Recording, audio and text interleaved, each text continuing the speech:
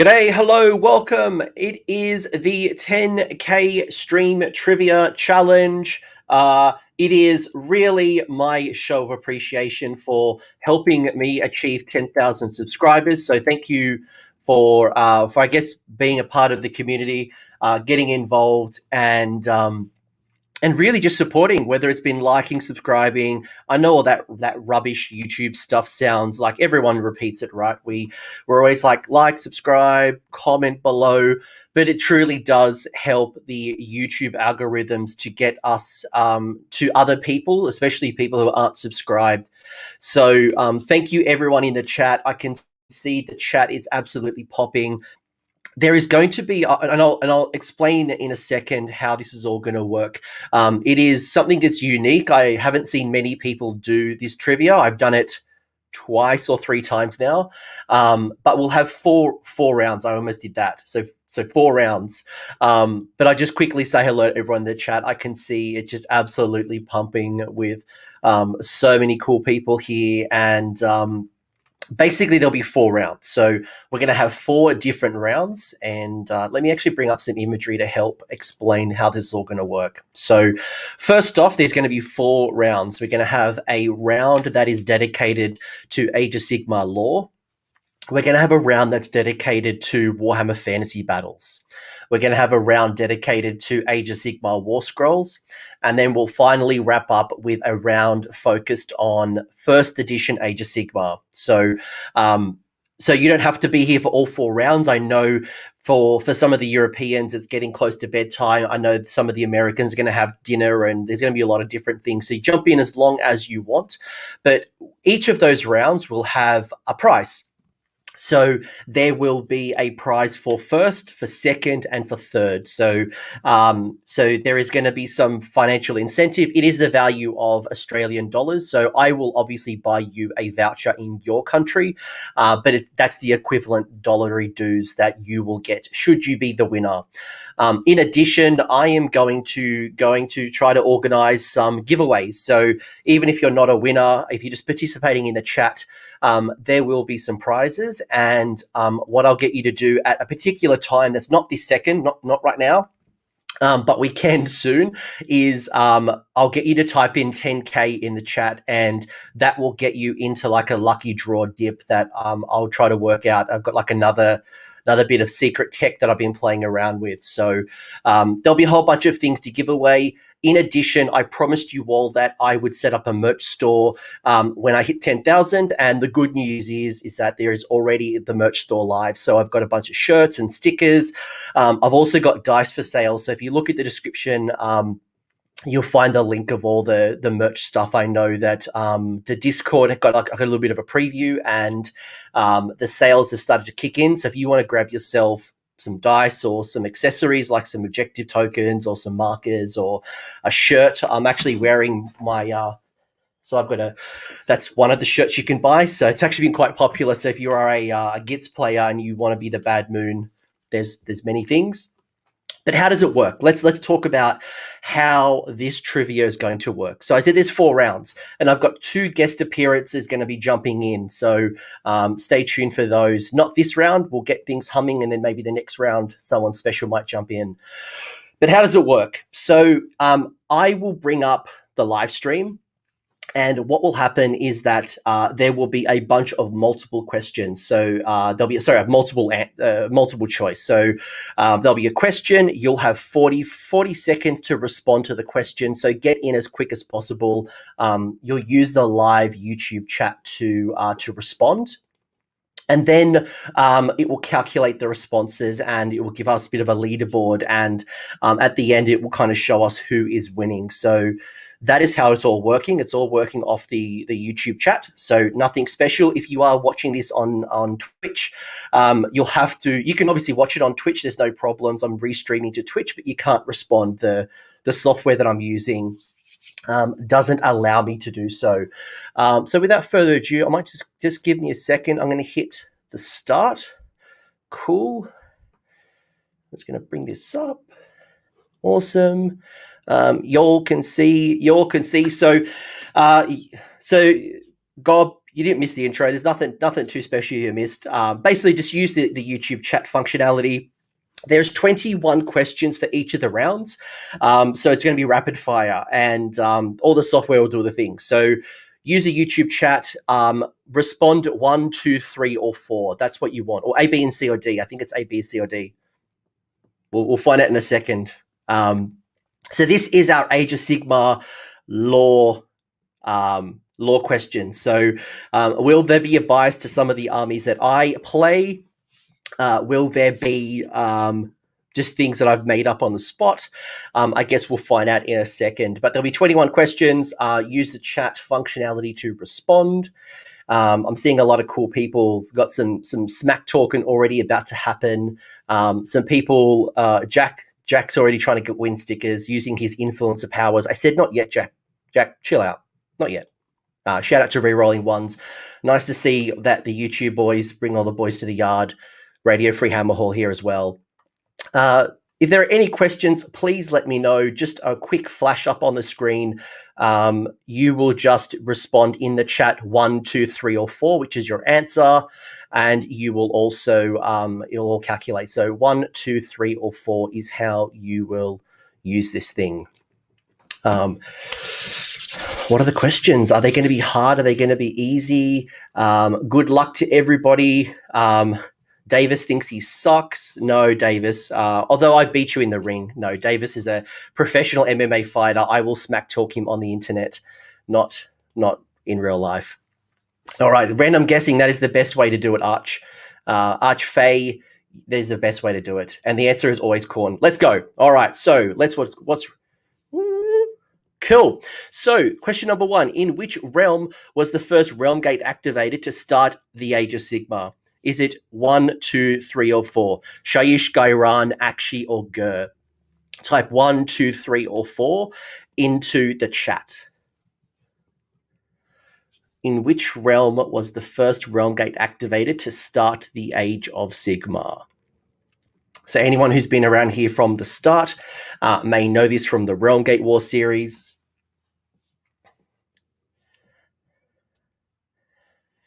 Got 5 seconds to go. A lot of 3s, a bunch of 2s. Skaith already randomly guessing. All right, so, and I also saw in the chat our former champion. Where was he? I did see him. Nobody copy Jonathan. He also, I might have put him here to bait you in the wrong answers. He was absolutely crushing the last time we did the trivia. So, what was the first realm that was unlocked? Anyone who'd, what's Jonathan said? Why are you a Bulldog supporter? Because they're the best team. It was indeed Akshi, and that is where the first series, if you're interested in Age of Sigmar, the first edition, and I guess the emerging story of the Stormcast Eternals and why they're fighting back the Age of Chaos, go check out the Realm Gate Wars, but it was Akshi. Question number 2. What is the name of the City of Secrets? Is it Greywater, Settlers Gain, Excelsius, or Hallowheart?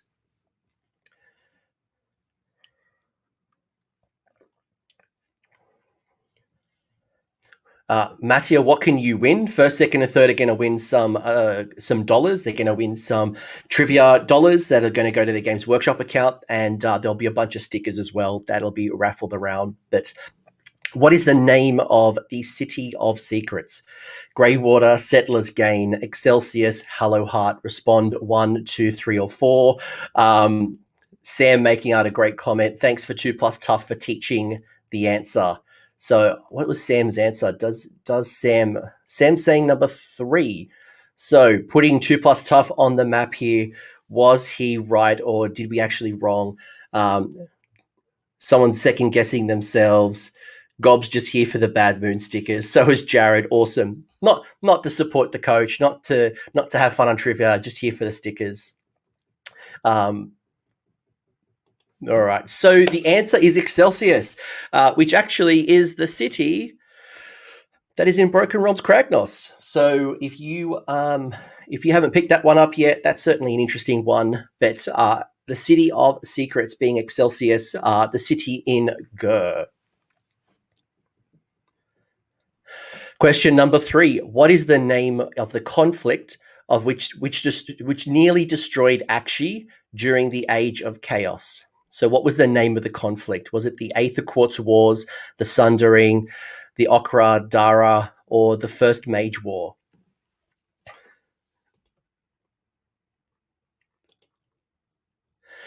What was the name of the conflict that nearly destroyed Hish during the Age of Chaos? Was it the Aether Quartz Wars, the Sundering, the Okri Dara, or Kari Dara, or the First Mage War?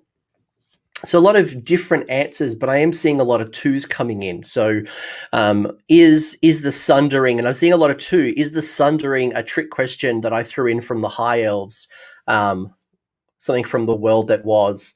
So this one was given to me by Martin Orlando, a Lumineth Realm Lord specialist, and the answer was, I need a drum roll. It was actually number 3. So the Sundering was a high elf thing that happened in Warhammer Fantasy battles, which is why it might have caught you off. But it was actually the Okari Dara. So nice one, Martin Orlando. Thanks for throwing that one in there.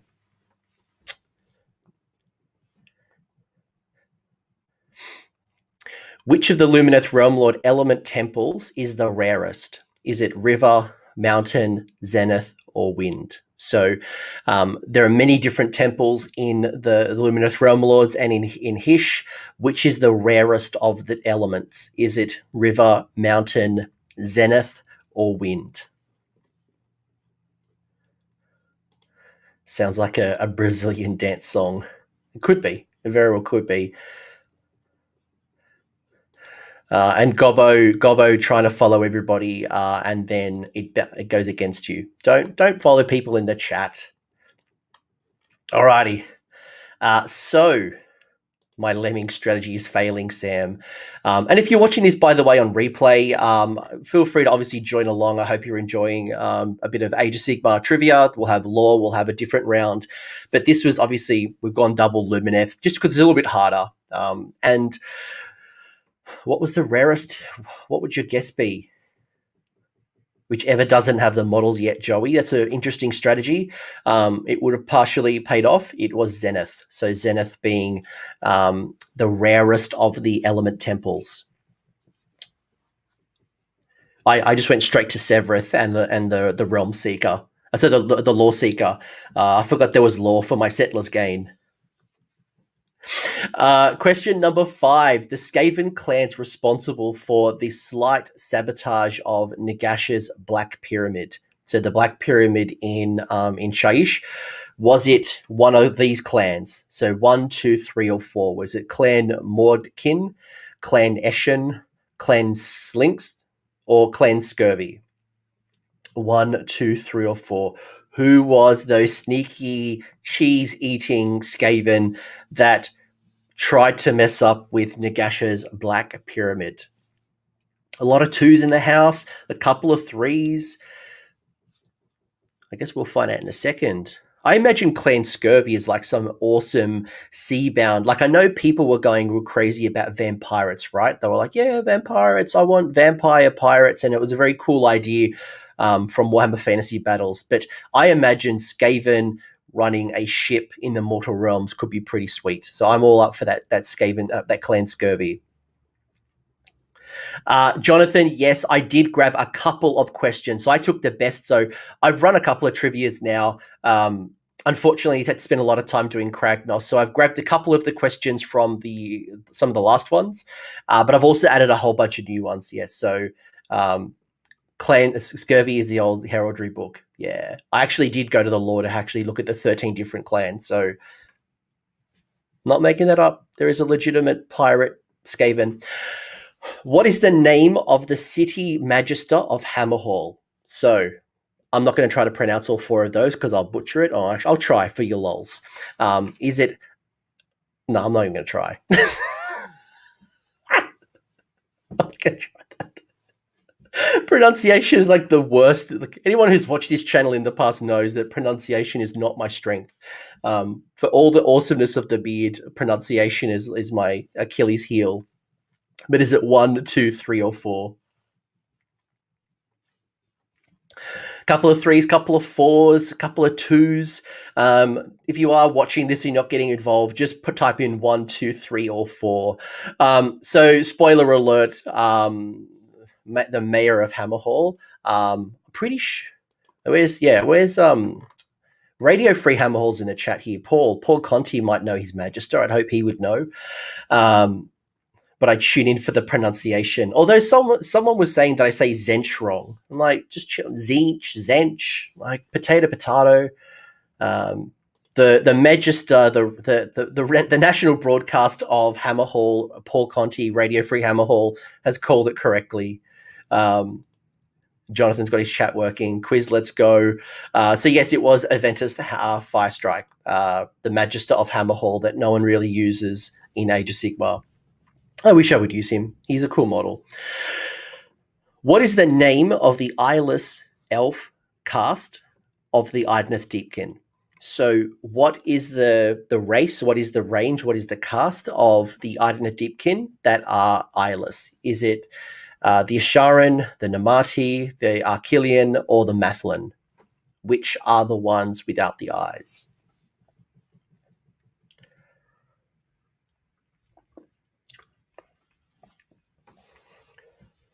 I have to pace myself, make sure I drink a little bit of tea. Otherwise, I'll lose my voice before the end of the round.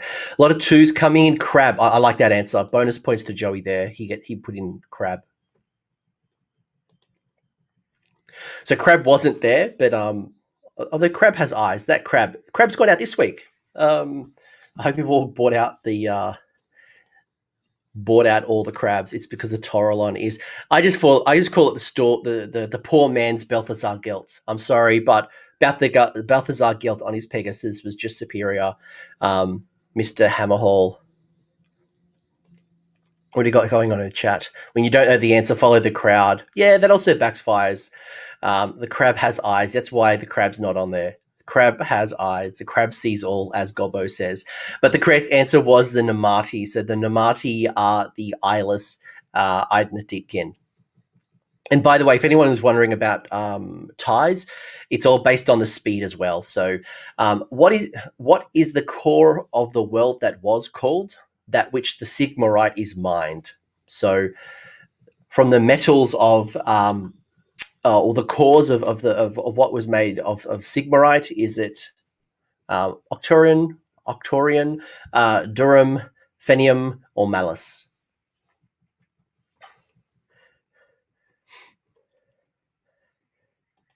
I do like Davis's just get ahead of the crowd and just pick something that no one else picks. I dig it. Alrighty. Got a whole bunch of people saying 4s, some 3s, some 2s. A mixture of responses. So this is the world that was. We're talking about Warhammer Fantasy battles, but it's relevant here in Age of Sigmar, given that I guess Sigmarite, the powers of the Stormcast, made by Grumdy.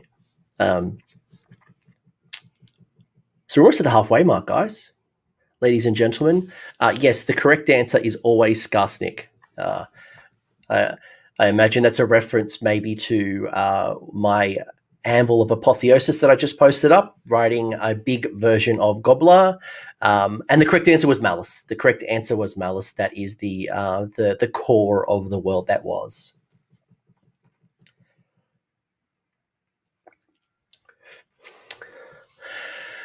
Speaking of squigs, the Squig God Beast, Boingob, died doing what? What was Boingob trying to do? It died by fighting Sigmar. It died by trying to eat Gorkamorka. It died trying to bounce off the edge of the realm, or it tried to eat Hish. By the way, ignore the sizes of the boxes. That's not an indicator of the winner, or don't look at that as a reference point. It's just the text trying to fit into the box. So what did the Squig God Beast, Boingob, die trying to do? Fight Sigmar, eat Gorkamorka, bounce off the edge of the realm, or eat Hish? This is a mixed one. This is a mixed one. I'm seeing Bite to Bad Moon coming from Gob. Gob, I hope you know of all people, being the beacon of all things Gits. I hope 3 is true. Chaos Spawn mentioning. I'm just rolling a 4 I like that. That is a good strategy. Robert just rolling a 4-sided dice. I like that. Bonus points to you. And the Squid God Beast died by trying to eat Hish. So there you go. So Scarthing was cool, but oh no, boo. No, it's all about the goblins. The Skaven are cool, and by the way, those new weapon teams rules are friggin' awesome. What is the name of the Lord Magnate of Barak Nar? Is it Durham Coghammer? Is it Olgrim Grunstock? Is it Brock Gunson? Or is it Grim Sternbock? What is the name of the Lord Magnate of Barak Nar? When in doubt, go with the one that you want to be true. I like that.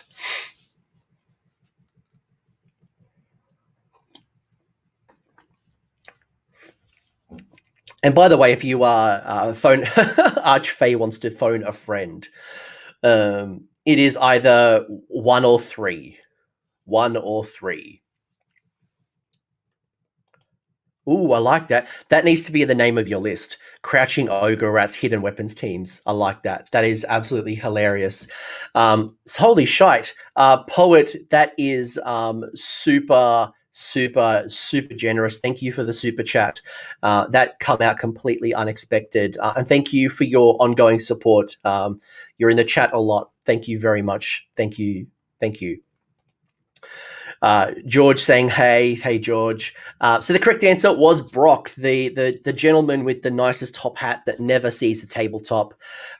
Super crazy model. Unfortunately, I want to see more Brock. Bring out the top hats and the monocles. We are at the halfway point. Who shall be triumphant? Is it only the faithful, only the innocent, only the strong, or only the fearless? Who shall be triumphant? Is it only the faithful, only the innocent, only the strong, or only the fearless? I've got some easy ones. I've got some hard ones. I never know if it's easy or hard. It's always like I drop these questions and I never know if it's common knowledge. And I just want to put in Gits everywhere. I just want to put Gits and Gargant lore in there. All right, this one is probably too easy, maybe. It looks like we either have a lot of Stormcast friends or we are... This one was a super easy one because a lot of people just smash that one very quickly. The innocent usually getting screwed. Partially true, especially when the Stormcast thinks that your city is a Sigmar, people are heretics, even though they're not. Be'lakor is the answer from Scathe. All right, this was a Paul throwing in the lols.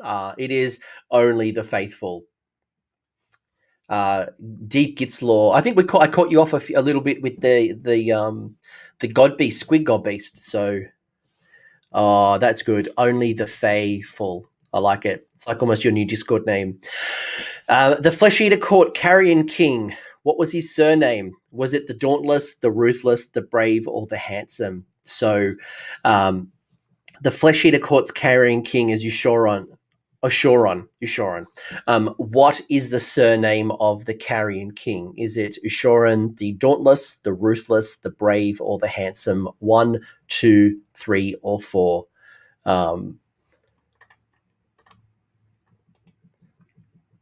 1, 2, 3, or 4. I don't know if Ford got caught in the algorithm, but clearly people thinking that the Carrion King's surname was the Handsome. The Handsome does make sense because of the illusions. Yeah, absolutely. That would definitely potentially work. Another documented Sigmar fuck up. Yeah, absolutely. I would love to see a model for the Carrion King. I feel like it's a missed opportunity. Absolutely missed opportunity. It's definitely the handsome. Definitely, and look, you know what? If I was the Carrion King, I would probably call myself the handsome too. Indeed, handsome meta. The handsome meta.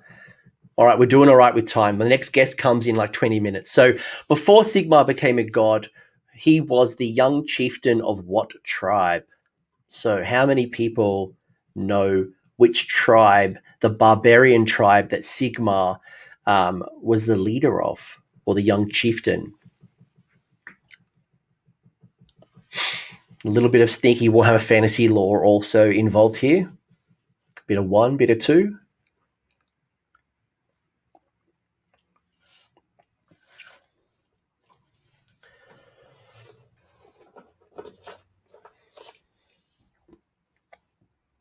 All right. A lot of people thinking it's 2 or 3. Yeah,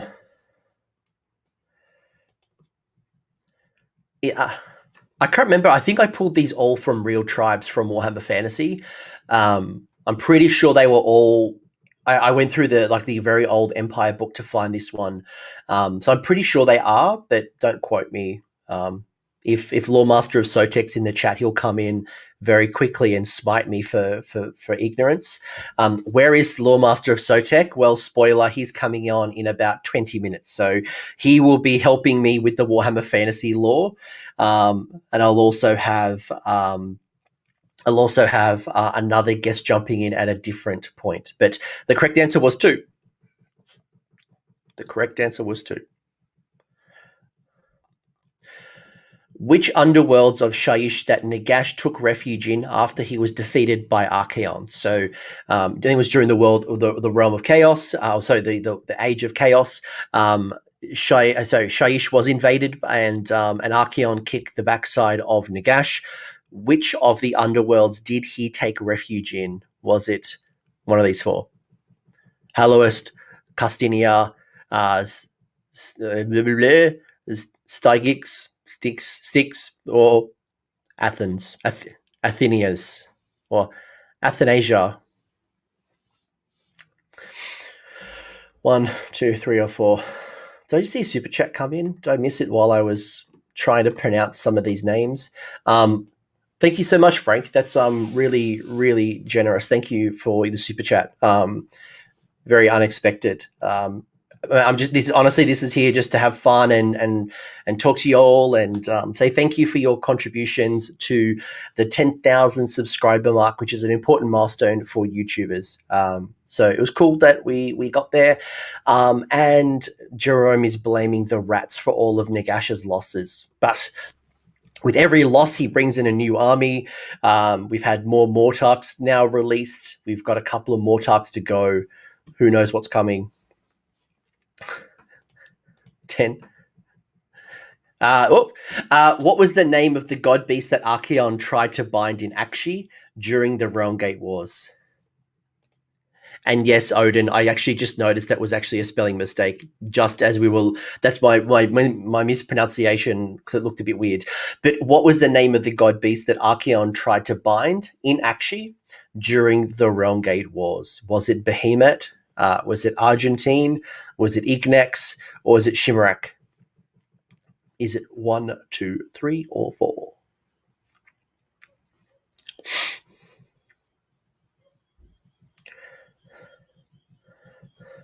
The Nightbot's. I don't think the Nightbot likes caps. If you punch in a whole bunch of caps in the chat, I think it doesn't like it. More Tarks. They make Bone Reapers. Yep. So a lot of people thinking it was Ignax. I'm seeing a lot of 3s, a couple of 4s, a couple of 1s.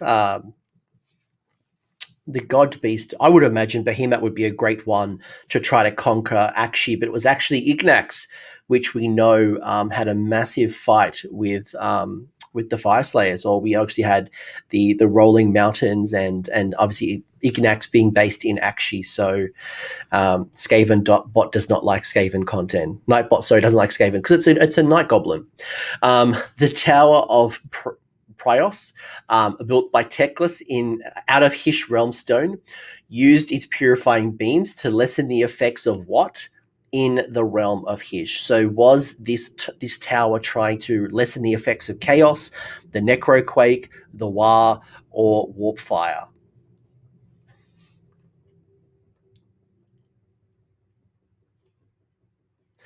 So the tower of Prios, that's in Hish, is trying to reduce the effects of chaos, the necroquake, the War, or warp fire.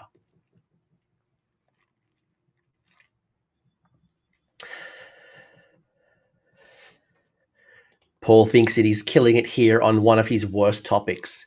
Typing on a phone is miserable. I apologize. Not that I have any control of your phone or the app of Google, but I apologize. The tower, was it chaos? Was it a necroquake? Was it the War? Or was it stopping warp fire? It's not the War. The cruel boys are dank. Are they even in Hish? More warp fire is always the answer. That's not fair. I haven't finished reaming Luke. Look, you've had plenty of time. It's not like this is a spoiler here, Jerome. You made my phone. What was the name of Manfred's mount? Ooh, Manfred in the new Soulblight book is gone up in value. So what is the name of its mount?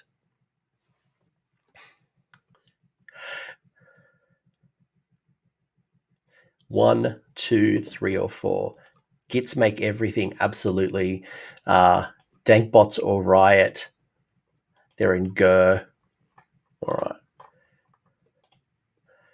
Warpfire is all the answers. And thanks, Chris. Thanks for being here. Thanks for everyone who's joining in on their Saturday night, Sunday morning, whatever this time might be for you, to do trivia. But what is the name of Manfred's mount?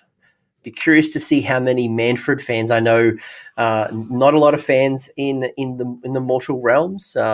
Manfred did nothing wrong, and it was Manfred that helped create the world that we now enjoy in Age of Sigmar. Potgrob versus Crab is the model of the year. That has to be. So someone has to put those models together, and yep. So a lot of people nailed that one. Good call.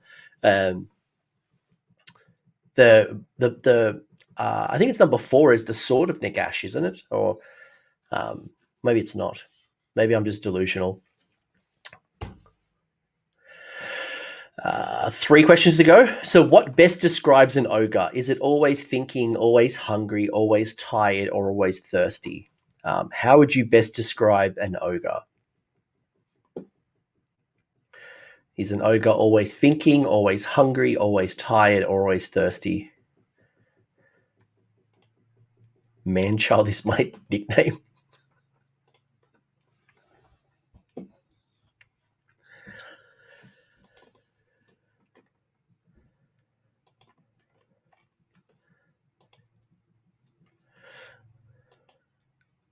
A lot of fans of the pot grot. The pot grot. Nerds are always thirsty. I tell you what, absolutely, nerds are always thirsty. That's why I'm drinking this delicious tea. That's why. Yeah, I thought so. I thought I'd put that in as a sneaky one. That the Zephyrat. I've actually got a 3D printed Sword of Nagash, like right over here. But yeah, I've got the Sword of Nagash.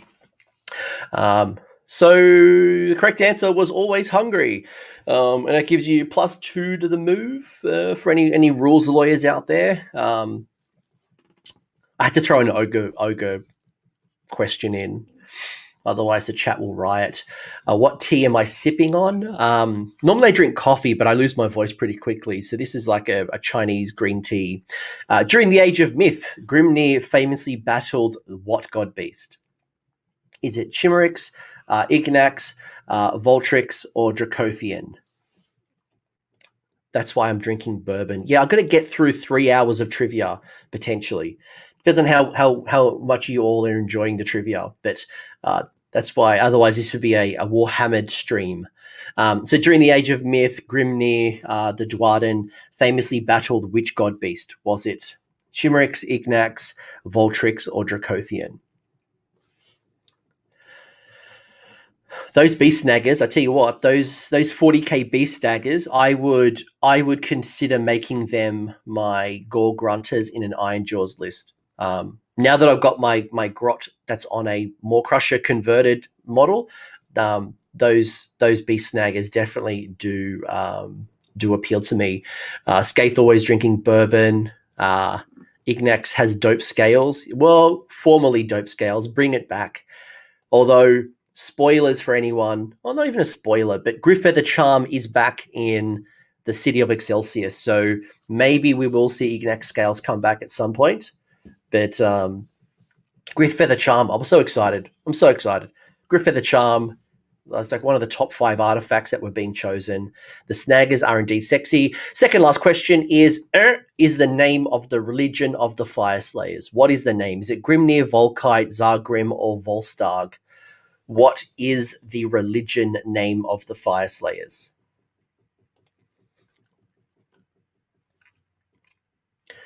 Is it Grimnir, Volkite, Zargrim, or Volstagg?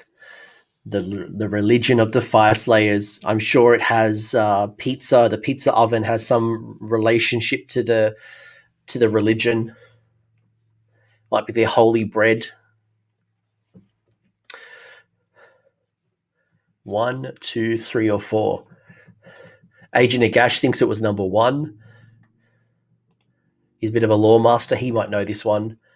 Who was that? Chris thinks it was 2. I was actually trying to bring up a link to Davis calling out that dwarfs are boring. Big call. Go type Davis MMA into Twitter and go tell him your thoughts if you disagree that dwarfs are boring. You might just get a whole bunch of followers or negative comments now, Davis. Fight that one off.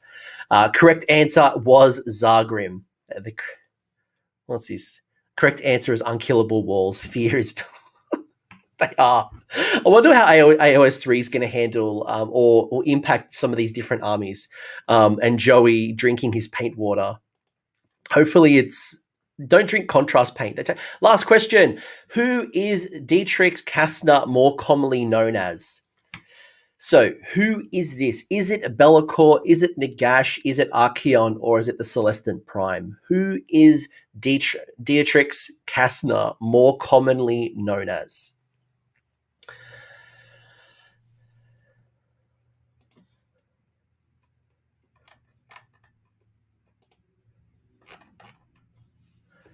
Be'lakor, Nagash, Archaon, the Prime.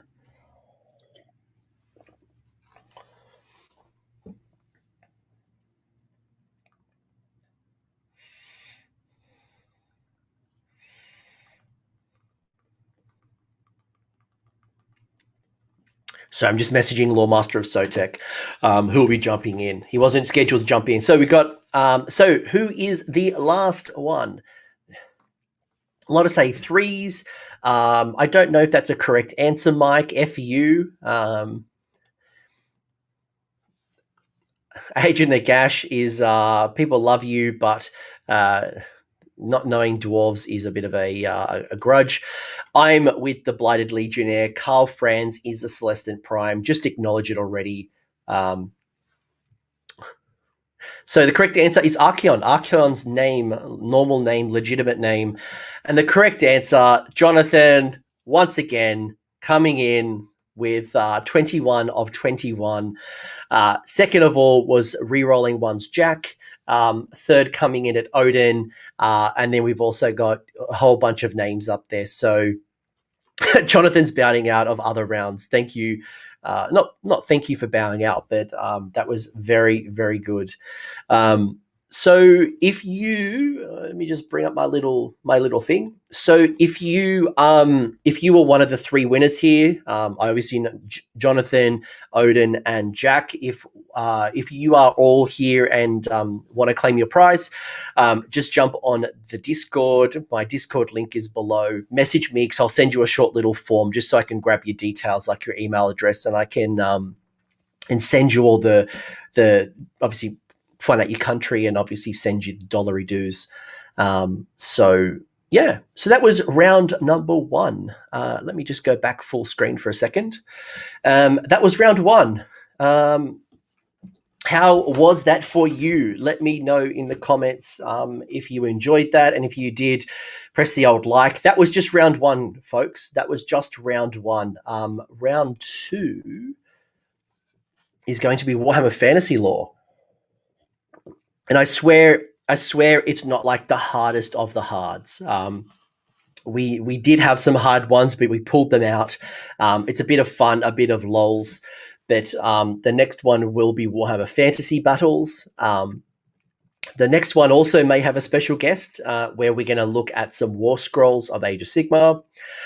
And then the last one, which is definitely a bit of a fun one, is first edition Age of Sigmar. I'd be curious to see how many people here played first edition and realize how much it's changed over the years.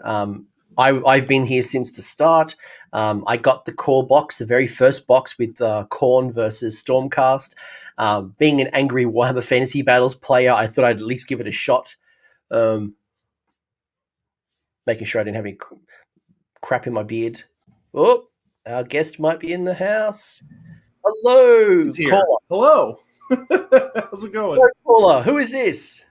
It's Lore Master of Sotek. Hello. Hello. So for anyone who doesn't know, while I just set up the second stream, do you want to give yourself a quick introduction and give me 3 minutes to set up? Sure, no issue. So, hey everyone, Lore Master of Sotek here. If you're not familiar with me, I am one of the big authorities, or whatever you want to call it. I'm someone that knows a lot of Warhammer Fantasy lore. I also know a pretty good large bit of AoS lore. I actually just finished reading Broken Realms Kragnos a little bit ago. And but fantasy is kind of my my purview and where my all of my content and all those goodies are focused. So when I heard AoS Coach was going to be doing some quiz kind of stuff and he wanted to do a fantasy segment, I was more than happy to come by and not only write up some questions, but to come participate in it. I asked for a couple of questions and he gave me literally the entire round. So so this whole round was contributed by Sotek. So if you like Age of Sigmar lore, if you've been doing a lot of TTS battles, and I know we're going to be doing a show very soon on Nighthaunt. Just got to wait for that that FAQ to come out. It's already late. Give me the bloody FAQ. We can talk Nighthaunt, but very quickly, if you are just joining the stream, we are going to be doing trivia. This is the Warhammer Fantasy Battle round, and there will be 3 prizes up for grabs in Games Workshop vouchers in your country. It's just to the value of my $1 dues. You just have to message me in Discord to claim your prize. And if you didn't know how to play the game, very simply, there will be multiple choice question, a question with multiple choice answers. You just need to type in 1, 2, 3, or 4 into the YouTube chat, and it will bring it all up in a like a nice little sexy. It'll do all the work for me. I'll be sitting here for 10 years trying to calculate it all, but it is absolutely nice to see you all. A lot of love in the chat. A lot of people here. I'm just looking at the chat. Hello, Mr. Sotek. A lot of cool people. Yeah, everyone's loving Sotek. Look at that. Your milkshake brings all the boys to the yard. Cool. All right, let me just kick off the... All right, so I'll just bring this up. So the way this one will work is, again, this will be all Warhammer Fantasy Battle questions. There'll be 21 of them. Sotek is not going to tell you the answer, so don't ask Sotek. Well, he may mislead you, but what will happen is when it's calculating, I'll ask Sotek for some thoughts, or maybe he can put some inputs into the question and give my voice a little bit of a rest. Lore Master Sotek, how do you think my people are going to go with their Warhammer Fantasy lore, knowing you know the answers? I think they'll do okay. I mean, I did try to use questions that were like related to AoS. You know, things that if you maybe were really big on AoS, then you might be able to suss out the answer, even if you've never read fantasy lore. But we'll have to see what happens. Yeah. Yes, if you've won once, you can absolutely win again. buy a new old army on myself. So fear not, Paul, MS Paul. There will be a second. Warscrolls is going to be after this one. So we've done our lore. We're going to do Warscrolls after this one. So AoS hasn't stopped. And I think the fourth one is going to be a crazy one, being Age of Sigmar First Edition. Did you play? Did you play First Edition? I did. Not a ton. It wasn't quite up my alley, but I do have all the books. So it was some wildness. It was wild. It was. Did that countdown just reset, or am I going crazy? No. It did a little bit ago, but we'll see what happens. We'll see what happens when we hit 0 this time. Cool. I think it's going crazy. On my screen it says 10 seconds. Oh, it got to 0 and now it's No, I think wait up. It's my. I think it's going to kick off in a second. All right, go stream. There we go, properly. So, okay. The Slan Mage Priest from the Warhammer Fantasy lore plays a crucial role in the creation of the one of the Age of Sigmar. Holy shite, this is a tough one. So it's like a mission to even say it. So was it Lord Quigs? Was it Muzzamundai? Was it Krog? Or was it Lord? How do I say that one? Lord Huinitanucli. I was never getting that one. This one is really hard. I feel like very few people are going to get this one. It is a big trick question. Yeah, all right. Because there are some very popular characters on here, but the popular characters are not the true answer. Ooh, I am building a Lord Muzzamundai. Lord Muzzamundai is a Slan on a Stegodon, and Jack from Rerolling Ones is saying, "What's up?" Hey Jack, how you doing, man? Good to see you. This one is told in the Seraphon book. You don't need to know anything about Warhammer Fantasy for this one. So who is Lord Quex? Yeah, the answer is Lord Quex, which I don't think anybody guessed it. So who in 5 seconds, who is Quex? Lord Quex was a Slan Mage priest who in the later editions of Warhammer Fantasy was accredited with being the one that shifted around the continents. He was the one that caused a lot of the shenanigans there, and he also is wrapped up in the creation of the Kotal's 5 seconds. All right, so what race in Warhammer Fantasy did Nagash learn the necromancy magic from basically, where did Nagash get his necromancy from? Was it the High Elves, the Tomb Kings, the Dark Elves, or the Vampire Counts? Where did Nagy learn his necromancy from? Yeah, where the great necromancer get that little bump that he needed? I'm gonna guess Tomb Kings, right? And that's why Cetra won't bow down to Nagash, because he's better than Nagash, and he just stole his magic, and now they're just like their BFF is ruined. That's an interesting way of looking at that particular relationship. I can tell you that it's not Tomb Kings. Okay. So we'll rule the Tomb Kings out. So it leaves us with High, Dark, and Vamps. Nagash did learn a lot of magic as a priest of the mortuary cult, but the thing that pushed him over the edge was the Dark Elves.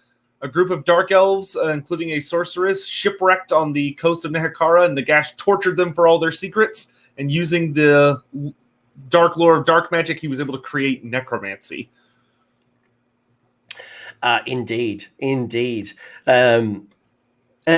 So number 3 is what of the following enemies did Sigmar not defeat during his life? Was it Morkark, first of the Everchosen? Was it Be'lakor, the first Demon Prince? Was it Skulltaker, the Herald of Khorne? Or was it Nagash, the Great Necromancer? Who did he? And Poet is claiming that he's actually me, based on Origin versus Mastery. So, man, there's not a lot of time on these. They're very rapid fire. Because I don't want people going onto Google and using their Google foo. So it's just fair. just natural reaction, bang, bang, bang. And also there's 21 questions. So if I gave it 2 minutes, it's like a 90-minute stream based on one round. Fair point. But Tech, Sigmar did who not fight who, or who didn't he beat? So just kind of working our way down, he did defeat Morcar, first of the Everchosen. That was kind of one of his crowning achievements. Be'lakor is the one person he did not fight. Sigmar actually never encountered Be'lakor, the first Demon Prince, during his life.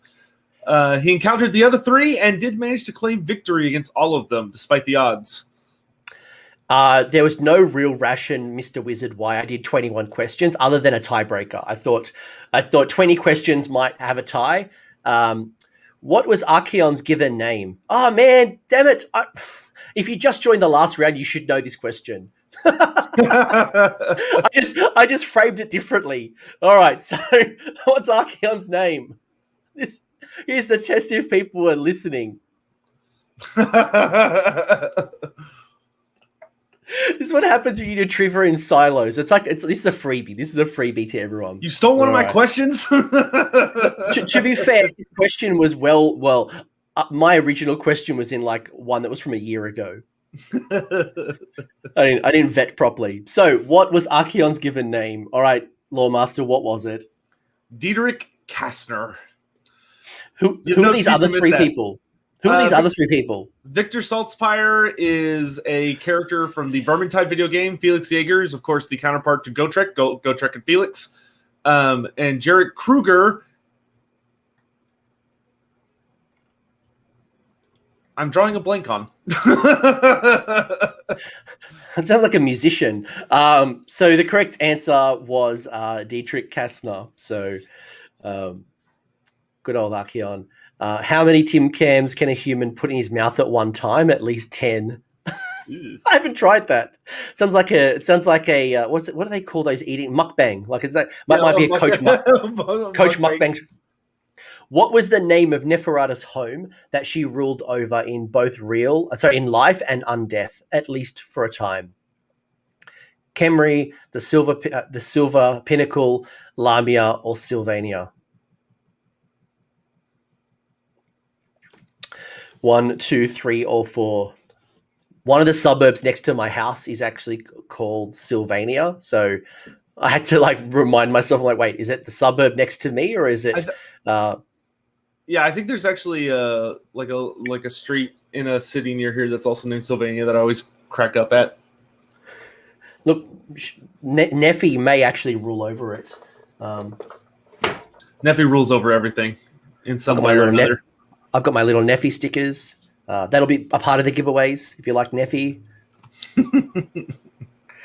So, Tech, what is the answer? Surely the answer, if you know AoS, you should know the answer because she stole the name for AoS. It's not New Lamia came from somewhere. It was Lamia, yes. I actually stole it from my personal lore because being an Empire player, I love Altdorf. So I called my personal city New Altdorf. So I just stole that. I'm like NU Dolph, Altdorf. It seems to be a popular convention in AoS, especially first edition AoS stuff. Which of the ancestor gods worshipped by the dwarf/Duarden was devoured by Nagash in the end times? So, which of the ancestor gods? How do I pronounce all of these, Sotek? So you've got Thugni, Morgrim, Valea, and Gazul. I just wanted your input. I just wanted to give myself a rest for a minute. Hey, I'm happy to do the talking. No, it's my stream. So a lot of these names haven't actually crossed over to Age of Sigmar. They have not continued. So did they all die? Were they just forgotten about? So two of the people on this list have not appeared or been mentioned in AoS, but they were rather minor ancestor gods. The other two actually have been mentioned a fair bit in AoS if you read a lot of the Black Library stories. One of them actually seems to be maybe playing a role in 3rd edition, depending on how some things go with the return of a character in Broken Realms. So I won't spoil in case people haven't read it yet. Yeah, we'll keep the spoilers, but if people want to know their lore, Lore Master Sotek and 2+ Tough are probably the best in the game. So you go check them out. And the correct answer was Valea. We had kind of a bit of a split board here. Yeah, the ancestor goddess of of hearth and home and protection and defensive runes and all that nature and the importance of kinsfolk and stuff. Unfortunately, she was found by Nagash and devoured during the end times. Which of the following characters did Alariel the Everqueen marry back in Warhammer Fantasy? Was it Tyrion? Was it Teclis? Was it Malekith? Was it Finbar? Finbar. And Hucon, that is a question that will come up in the 4th round. So if you do stick around, remember that. I'm curious how many people will fall for this one. This one's a trick question. Alariel the Everqueen might be the first. I might just quickly call out that this is not Alariel on the beetle with all the thigh. No, this was Alariel back when she was just a regular elf. She was before the gym, before she got into hit training. Yeah, before she fused with Ariel, who was the queen of Athel Loren, who is much more in line with the Alariel we know in AoS. And the lady with the butterfly wings. Yes, and the answer for this was kind of a trick question because her lover and consort was Tyrion, but she actually marries Malekith. It was a political marriage, though, during the end times. They were not married because they liked each other. They were married just to unite the elves. Yes. There's a lot of that political stuff happening in the lore. I mean, I know when I was reading Marathi's old lore, there was a lot of like political, all the nations and stuff. The ogres of AoS worshipped Gorkamorka as the gulping god. But who was their god in Warhammer Fantasy? Was it the Devourer? Was it the Feaster from Beyond? The Great Maw? Or She Who Thirsts? All of these are actual gods, but half of them are 40k gods. And She Who Thirsts, I don't know if that is a non-suitable for work reference, or I don't know where it is. We'll keep it. It could be legit, could not be legit. I don't know. I can honestly say I didn't get, as a Warhammer Fantasy player, I actually never got to play against ogres until last year. Oh, really? Ogres were nasty in Fantasy. They were super strong, in 8th especially. Well, I played them in 6th edition, because I've recently started playing 6th edition again, and some people in my community are ogres players, but I don't know, like I never really had a big uptake. But tell me about this one. So the answer to this, which it seems most people in chat got, is the Great Maw. The Great Maw was the giant sentient mouth thing that ate its way through the planet, and the ogres worshipped it as the biggest mouth with the biggest stomach, because that's what ogres appreciate in a god. I think a lot of people are enjoying the She Who Thirsts as some type of nerd thirsty. That's Slaaneash's like title in 40k from the Eldar perspective. The legendary slayer Gotrek Gunnison had defeated many powerful foes during his life, but which character has he actually fought? So has he fought Scarbrand the Exiled, Be'lakor the First Demon Prince, Gorka Morka, or Nagash the Great Necromancer? So which of these big baddies has Gotrek Gunnison crossed axes with? So assuming he hasn't fought with the others. So I would like to see that battle. I would love to see Gotrek versus Scarbrand. I think Scarbrand would be an interesting one. I reckon it'd just be an absolute like MMA fight. They'd just be in the cage, just like absolutely going 10 rounds. See, this is another one I think's catching people. I'm seeing a lot of ones. Gotrek, I don't know if I baited them into response. He has fought a big bloodthirster, but it wasn't Scarbrand. So, all right, so we can rule that one out. I can give you all a hint that it happened in the end times. It was the very last book. It was the very last Gotrek and Felix book, and the answer is Be'lakor. Nagash is saying, damn it, I mean 2. And it was indeed Be'lakor. So they fought in the last end times book. Yes, and Gotrek spanked him pretty good while also fighting a greater demon of Slaanesh and a bloodthirster at the same time. Because, Gotrek. I mean, Felix was helping, but still, Gotrek. Which of Nagash's black-hearted Mortarchs killed Alariel and Tyrion's daughter during the end times? Was it Arkan the Black? Was it Manfred von Carstein? Was it Catacross or Special K? Was it Neferata? So Who did the Mortarch, the particular Mortarch, kill Alariel and Tyrion's daughter? And big love and shout to David. Thank you for the super chat. Much appreciated, brother. Thank you very much.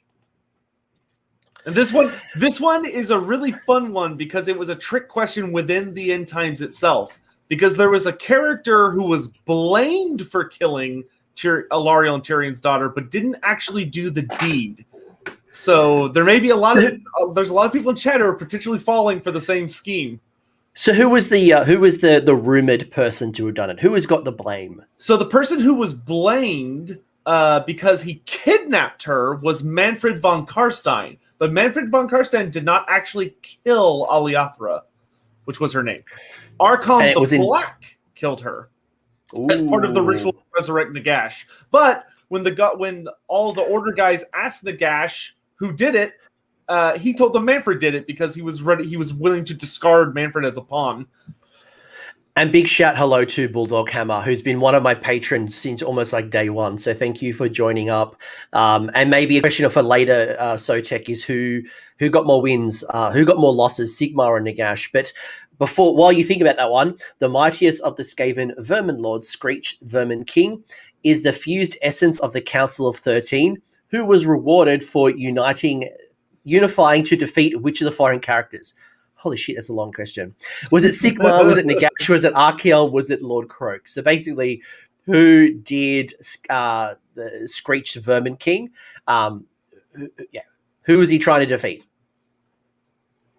The Council of 13 unified, which was the only they had a unified vote, so everyone voted the exact same, which is the only time in Skaven history that had happened to defeat one particular villain, and the Great Horned Rat rewarded them by turning them into the most powerful of the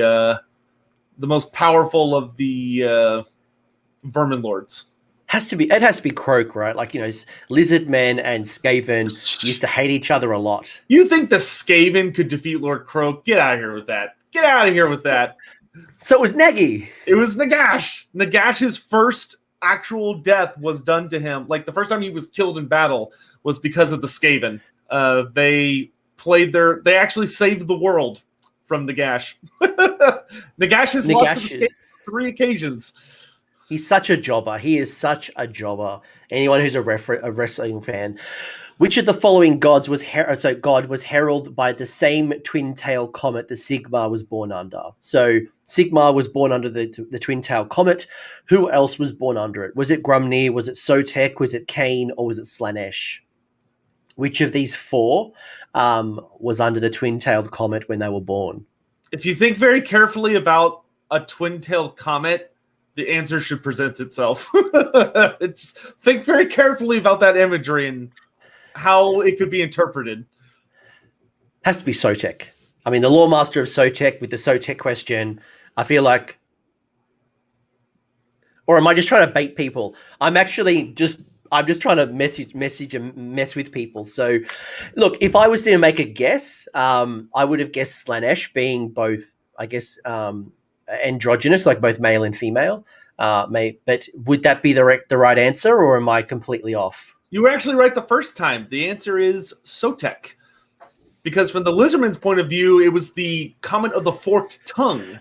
Because it was a snake tongue, is the way they interpreted it, as opposed to a twin-tailed comet. There you go. And by the way, I'm just playing dumb and messing with people. I love it. I'm so enjoying it. I'm just saying all the stupid things and having fun.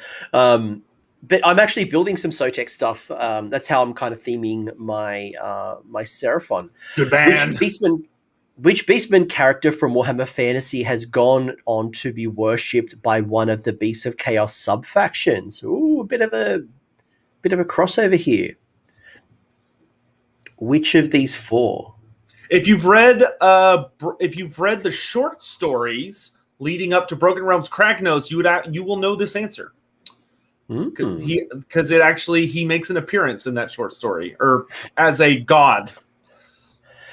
They have done some cheeky name drops recently. Like they've obviously brought in a reference to an old god who's been reforging and supporting the new Stormcast Eternals. They've started to bring in these little Easter eggs lately, which I'm loving. Oh yeah, they've been busy. Looks like most people got this one. And if you own the Beast of Chaos book, you will also probably know the answer to this one. The Shadow Gave faction. I'm gonna have to watch this one, Poet. I can't remember. Let me go check that one out a bit later. We'll go watch what Moose is doing. So what's the reference here for Broken Realms that people might not have caught? In the lead up to Broken Realms Kragnos, there is a shaman. There's a short story about the Beast of Chaos, and one of them keeps talking on and on about how they feel Morgr calling to them. Because it seems Morgr is kind of stepping up as the god of the Beastmen. But he is the leading god of the Shadowgave subfaction in their second ed book. There has actually been multiple Everchosen. So Archaon is not the first Everchosen.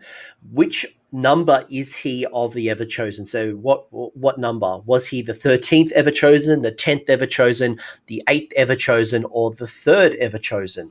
I'm curious how many people will get this one. This one's not a super well known. No, and there's been some really interesting Everchosens over the time. There was certainly a few, especially around the Great War against Chaos, but otherwise, yeah. It's so amazing when you look at Archaon's glow up from the model he had versus what he's got now. Yeah, it's Dorger. Dorger definitely put on some weight. Massive glow. A lot of people have mixed here. I've got a bit of 4s, a bit of 2s, a bit of 1s. I've got a bit of a scattered approach here. This one's hard because some of the Everchosens are not talked about. We just know what number Archaon is, but we don't know every single Everchosen. He is the 13th. He is the 13th. It is an auspicious number. He must be blessed by the Great Horned Rat. I mean, he's got to get a blessing in from all of them. Although some people still deny that the Great Horned Rat is a chaos god. Oh yeah, Archaon hates him. Archaon really hates him. What was the name of Marathi's husband? And Malarian, which you also know me as Malekith, was the father. So who was the husband of Marathi and Malarian's father? You got Uriel, Calidor, Bellinor, and Anarian. This will catch some people off. And by the way, thank you, Sam, for this very super generous super chat. I'm so glad that you've come and joined us on Age of Sigmar. I should remove that because it's probably blocking some of the answers, and they can blame me for getting it wrong. Why does the name on 2 sound so familiar? I mean, all of these are actual high elf characters, elf characters. Yeah, but there's certainly some of them I know better than others. Uriel, I'm not that familiar with. I know Calidor, especially Anarian. Some of them I know better than others. Uriel Poisonblade was one of Malekith's best assassins. And the answer, of course, is Anarian, the OG, Anarian the Defender. Was that and there's a lot of, is it Anarian? There's a lot of stuff with the Phoenix Temple, or it's tied in with the Phoenix. Is that right? Well, he was the first Phoenix King. Yes, that's why I know it. Yeah. Unfortunately, he got, if you read Broken Realms Morathi, you'll see what happens to Anarian, the end of all things. Which greenskin character was supposedly turned into a small comet that orbits the bad moon by Gorka Morka? Is it Skarsnik? Was it Grimgor, Ironhide, Grom the Paunch, or Snaglar, Grotspit? So this is a sub-note within the Gloomspite Gitz battle tome. So if you've read your Gloomspite Gitz book, or you know who's the most associated with the Bad Moon of these 4, then you will know the answer. So the answer is me, because I am the herald of the Bad Moon. You're awfully talkative for a comet. I do have a Gloomspite sickle as well. I actually have a couple of cosplay weapons for Warhammer. One being the Sword of Nagash, 2 being Galmaraz, and 3 being a Gloomspite sickle. But the answer, by the way, I just love Grom the Paunch. If you don't know the Grom the Paunch story, it's not just some fat goblin. He actually ate troll meat. And Skarsnik. Warlord of the Eight Peaks. Basically, Warlord of the... Basically, Scragrot's like ancestor. He's very similar to Scragrot. Well, next weekend I'll be running both of them together on the tabletop in Age of Sigmar. I'll have both of them. Beautiful. Which generation of the Slann is Lord Croak? Is it 4th generation, 1st generation, 3rd generation, or 2nd generation? Don't get this wrong, Chad. Don't get this wrong. Would you be disappointed if I got this wrong? I would be very disappointed if someone got this wrong. This one's a gimme. Has to be 4th generation, right? Like 4th generation. surely, you know, like over time it improves, right? You got the new model that's come out this weekend. Surely Mazamundai and all the cool stuff happened at first. Yes. And then like it's just because in fantasy, the newer something was, the stronger it was. That's totally how it goes in fantasy universes. So what you're trying to tell me is that he's a 1st edition Slann? Yeah, something like that. Well, the answers are all going in, so you might as well like. Hence the deadness. Jerome, I'm sorry about that. I actually just put in the random answers. So in the software, I put in the correct answer and then 3 wrong answers, and it like randomly generates. So I'm not a sociopath. It's just how the software. To be sad. Joey, how could you? Man, 1, 2, 3, 4 was right there. I know it was just the way it randomly generated it. It's not my fault. Stop blaming me on that. Who was the god of that Sigmar primarily worshipped when he was just a living man? So was it Mor? Was it Manon? Is it Ulrich? Or was it Tal? 1, 2, 3, or 4. This one will be a good test of true fantasy knowledge because none of these guys are really mentioned. Well, Mor kind of pops up in AoS, even though he's not really. He's like an aspect of Nagash now, as opposed to being his own thing. But he does pop up in AoS occasionally. So you might remember the Garden of Mor, which has now been that terrain piece that was is now the Sigmarite mausoleum. Yes, that's correct. Ulrich being the old religion of the Empire before Sigmar. That's correct. And thus, Tal, as that follows, well, he was the war god of the Empire before Sigmar.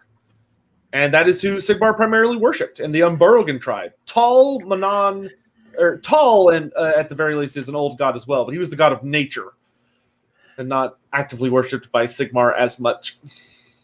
And I remember Ulrich being the old cult or the old temple that the White Wolves of Midland were a part of. Arcane the Black, third last question. Arcane the Black now rides one of the sinister dread abyssals, but in the world that was, what did he ride? What was his mount, or did he walk, or how did he get around? Was it the Chimerian War Sphinx? Was it the Flying Chariot? Was it an Abyssal Terror? Was it a zombie dragon? Now there were some pretty cool necromancers on zombie dragons back in the day. If you Abyssal Terror. Yeah, the zombie dragons are great. I hope they bring back Abyssal Terrors. I like Abyssal Terrors. What I was about to say was I was almost convinced that Soulblight Gravelords would have a re-released version of an Abyssal Terror, like a new version. I was almost convinced. That would have made me really happy. I mean, the Vengorian Lords are great. But this one, if you actively play Total War Warhammer and you've played with Archon the Black, you'll know the answer to this one. So there was a necromancer on a zombie dragon, but that was Zachariah the Everliving. He was a vampire, not a necromancer. But like people might remember like a zombie dragon. Yeah. It was indeed a flying chariot, and by golly gosh, was it an awesome flying chariot. If you play Total War Warhammer, it's goofy as hell. Like, because the horses are just like forever running in place, even if you're not moving. Back in Warhammer Fantasy, one of my friends did own it, and it was glorious. What's this question? What is this? What'd you do to my questions, AoS coach? What is this? I think you only gave me 20 or 21, and I put myself a reminder to put in a points question to find something with points, but I've clearly forgotten. Chat, figure out the answer. This one's very simple. There's a totally obvious answer here. If it was me, I would tell you to put in Kraken Eater. I'd put in 2. Like what? What even is the question? I think I was going to put in I was going to go find a Warhammer Fantasy like points value and go, how many points did it cost to get Carl Franz on his Deathclaw Griffin? Oh my good lord! So I'm pretty sure it's Kraken Eater, folks. I'm pretty sure because the way you do it in the software is you just copy over a quiz and then you just obviously edit it. That's funny. I was wrong. You lied to them. Gamebreaker was the right answer. 2 people got an extra point. Oh god, there's gonna be a riot. Well, everyone was on a level playing field. It was just. All right. My god. Now I have doubt that the last question is right. Please be right. Please be legitimate question. Version control. What was the name of Manfred's father in Darkness? So the one who gave Manfred the blood kiss. Was it Conrad, Vlad, Isabella, or Nicholas? Who gave Manfred's father in Darkness? Was it Conrad, Vlad, Isabella, or Nicholas? If you're a fan of AoS novels, if you've read Black Pyramid, you'll know the answer to this one. I don't know who Nicholas is. Conrad, Vlad, and Isabella were all models in fantasy battles. Nicholas von Karstein was the original name of the Lord of the Dreadfleet, I'm blanking on his name right now. He's a playable character in Total War Warhammer, but he was the big captain of the Dreadfleet. Conrad was the crazy uncle. Conrad was Manfred's brother, but he was totally insane. He was extremely insane. I remember him being just absolute mental, just bloodthirsty and bloodlusty. Yes. Yeah, he did have the rule one bat short of a belfry. And Vlad von Karstein is the answer. Warhammer's greatest love story being Vlad and Isabella von Karstein. It actually is a good story. Count Noctilus, thank you. Yes, Nicholas von Karstein changes his name to Count Noctilus when he takes over the Galleon's graveyard. Love it. And look at the chat got you back. Ooh, it was a close round. And how do you do a tie? It's based on time as well. So, so the answer is first based on response, and then with a tiebreaker, it'll be who responded first, and there's some sub points involved in that. But as I mentioned last time, folks, if you were a winner, yay! Kudos to you, Agent Ash, Fenzen, and Triple Herbals. Do jump in my Discord, private message me, and we can hook you up. You blamed the points around. Recount. We'll do it again. I have to edit the file. But maybe what I will do is, Sotek, do you want to I'll ask you a question while I dick around for a second. What are you excited about with Age of Sigmar 3? Oh, geez, dude. The narrative I'm very excited for, but honestly, for me, I'm most excited for the new rules, particularly the new monster rules look so good. The ability to, disable a unit from getting command abilities on it, the ability to destroy faction terrain. It is so nice now knowing that if I'm fighting Ossiarch Bone Reapers, I can have a Carnosaur or a Stegodon or a Morngul walk up to their stupid tower and just go and just knock it over. Because screw that thing. I'm gonna try something as an apology. I'm gonna do an apology, folks. Please go into the chat right now and put in 10K. So I'm gonna draw. I've got a whole bunch of industrial amount of stickers. Like I have so many Age of Sigmar stickers. It's not funny. From like a thrall to I don't know. Like I've got stickers. So we'll do some draws for stickers. But type in 10K and. We'll see how this goes. Good luck, everyone. Draw. Oops. Here we go. Oh, cool. All right, let's see how we go. All right, got a bunch of. I think they need to do hashtag 10K. Not yeah, just 10K. You got to do hashtag 10K. That's the dealio. Hashtag. You got to do hashtag. Chat. I'm really liking the new looking reactions for both the monsters, for the heroes. I think it's been interesting because I've been doing these Broken Realms type reviews and looking at some of the things, and even like doing the Soul Black Gravelords, and there's some things that just haven't made sense, but you can see that they've been pointed or they've been considered for upcoming AoS 3 changes. So while in AoS 2 it doesn't look as good, or it's a bit of a why is this here, or what's the benefit? And I kind of called that out with the banner bearers. Like there's been a whole bunch of Lumineth had a banner bearer, a whole bunch of BSB type models are coming, and it gives you +1 bravery, and you're like, who cares? Who cares about +1 bravery? It does nothing. But now you're starting to see, the banner bearer or the totem keyword being able to do, abilities from 18 inches. Yeah, so they're bringing back BSBs. All right, I'm going to hit a draw. I'm going to see how we go. So let's do a draw. Let's see who's going to win a sticker. Let me pull this off. Cool.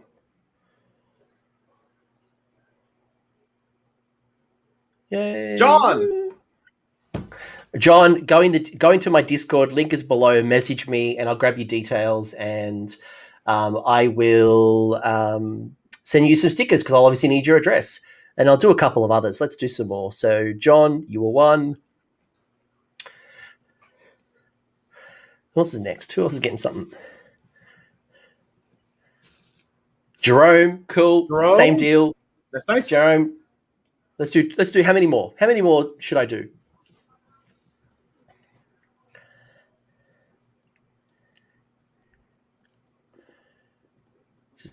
The suspense is killing me. Scathe.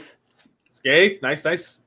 All right, 2 more. We'll do 2 more, and then we'll get into the quiz. I'm killing some time. Liam, formerly very involved in the channel, being my Down Under Sigmar co-host, my tournament travel buddy. Well, Faye, I know you're in my Discord. Message me. Get some stickers. Cool. Anything else that you're looking at? Because I know you've been playing a lot of Nighthaunt recently. I know you've had a couple of tabletop simulator battles. Grumdy. What are you looking forward to? How are you finding it so far? What are you looking forward to? I know you've just gotten your Emerald Host and some new rules. I mean, I think from a Nighthaunt perspective, I'm probably looking most forward to the smaller table. I think that's going to be nothing but aces for Jerome one again. I think that's going to be nothing but aces for Nighthaunts, just allowing us to get across the table quicker and get into battle faster. Because right now I will say that it is very, very rare I play a game where I want to go first, because there's just so much of a distance between me and the enemy, and the boards can be so big that going first just always feels bad because I just can't get across the table fast enough. But I'm curious if a smaller table size is going to have an impact on that or not. All right, I've done 2. I've just collected some new responses. We'll add 2 more. Yeah, I'm looking forward to seeing how things will change. Because when we went from General's Handbook, the last 2, there wasn't a lot of changes. There wasn't a lot of changes. Benjamin, well done again. Same deal. Message me in my Discord. there's been a whole bunch of things that have happened that I think it's time for a refresh, and it's time to see how the game changes. Like, to me, I'm like, if Drone wins again, like, bloody hell. Stormlight, congrats. Like Inspiring Presence, for example, that has been in the game since day one. And I don't want to talk too much about first edition because it is in the round, but like it needs a change. And congratulations, 10 dead gods. It certainly needs an update. So I'm looking forward to some changes. I am very much hoping that third edition is going to throw a big old rock at the kind of the meta and really shake things up. Like, honestly, the thing that really got me with the monsters that I thought was cool is that it's very specific that, okay, if you have 4 monsters in your list, they can each take one of these actions, and you have a good chance to get a lot of utility out of them. But if you have more than 4 monsters, you can't really, you can only take those 4 actions.